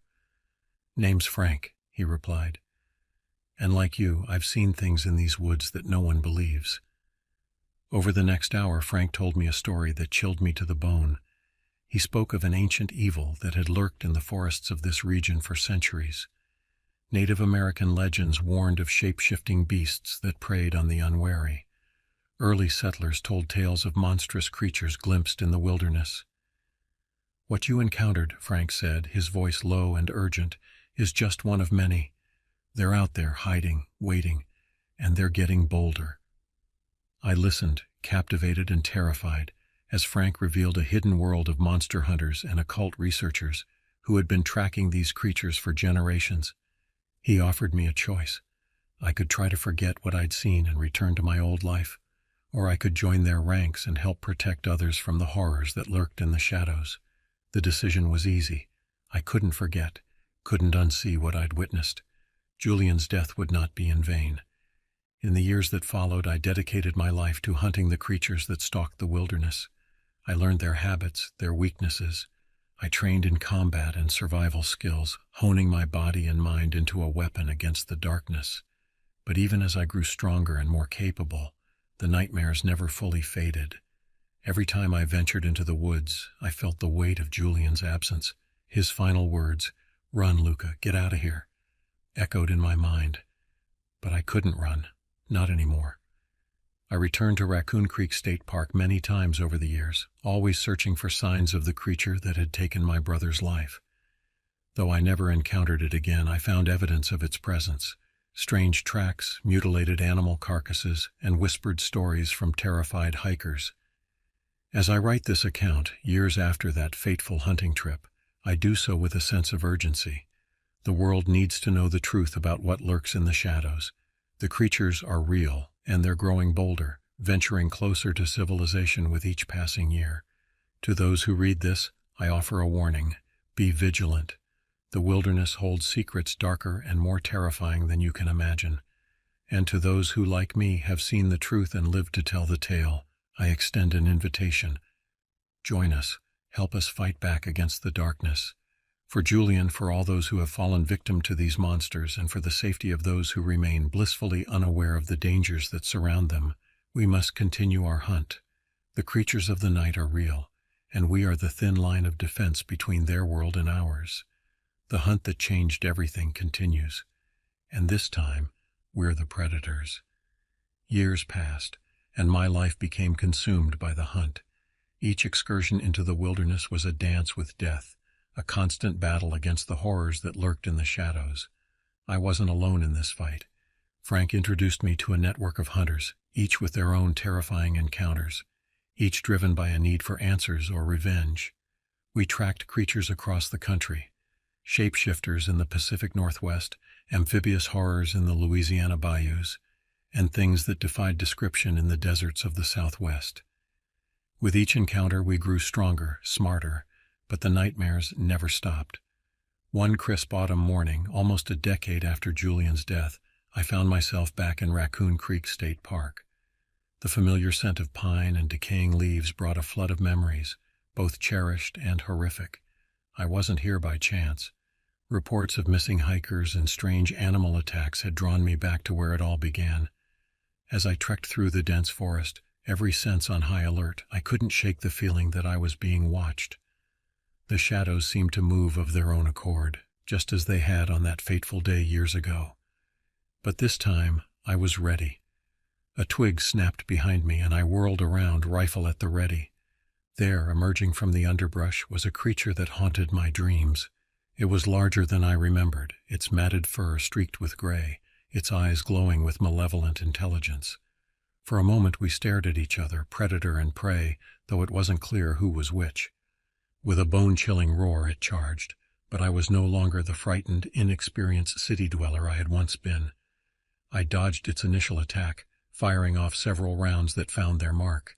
The creature howled in pain and fury, but it didn't go down. What followed was a brutal, desperate fight. Claws raked across my back, tearing through my protective gear. I emptied my clip into the beast's chest, but still it came. In a last-ditch effort, I pulled the silver knife Frank had given me years ago. "Just in case," he had said with a knowing look. As the creature lunged for my throat, I drove the blade deep into its heart. A sound like no earthly animal could make erupted from its maw. It thrashed and convulsed, its form seeming to blur and shift before my eyes. Then, with a final, pitiful whimper, it lay still. Breathing heavily, bleeding from numerous wounds, I stared at the creature's lifeless form. After all these years, I had finally avenged Julian. But as I looked at the monster, I felt no triumph, only a profound sadness. This creature, terrible as it was as much a part of nature as the deer we had once hunted. In destroying it, had I restored balance, or simply perpetuated a cycle of violence? As if in answer to my unspoken question, a rustling in the nearby bushes caught my attention. There, watching me with glowing eyes, was a smaller version of the creature I had just slain. Its offspring, perhaps, or its mate. For a long moment we regarded each other. Then, with a soft growl, it retreated into the shadows of the forest. I realized then that my hunt would never truly be over. These creatures, whatever they were part of a world far older and more complex than I had ever imagined. My role was not to eradicate them, but to maintain a delicate balance, to protect those who wandered unknowingly into their domain. As I made my way out of the forest, battered and bloodied but alive, I thought of Julian. I hoped that somewhere, somehow, he could see that his sacrifice had not been in vain. His death had set me on this path, had opened my eyes to a hidden world of wonder and terror. I returned to my life as a hunter, but with a new perspective. I began to document my experiences, to reach out to others who had encountered the unexplainable. I started a sanctuary for those traumatized by encounters with the unknown, a place where they could find understanding and support. And on quiet nights, when the moon is full and the wind whispers through the trees, I sometimes find myself drawn back to Raccoon Creek State Park. I walk the familiar trails, my senses alert for any sign of danger. But I also take time to appreciate the raw beauty of the wilderness, to remember the joy Julian found in these woods. For in the end, I've learned that the world is far stranger and more magnificent than most people ever realize. There is darkness, yes, but there is also wonder. And as long as there are those of us willing to stand guard at the boundary between the known and the unknown, humanity will continue to thrive, blissfully unaware of the horrors that lurk just beyond the firelight. The hunt that changed everything continues, not just for me, but for all those who have glimpsed the truth of our world.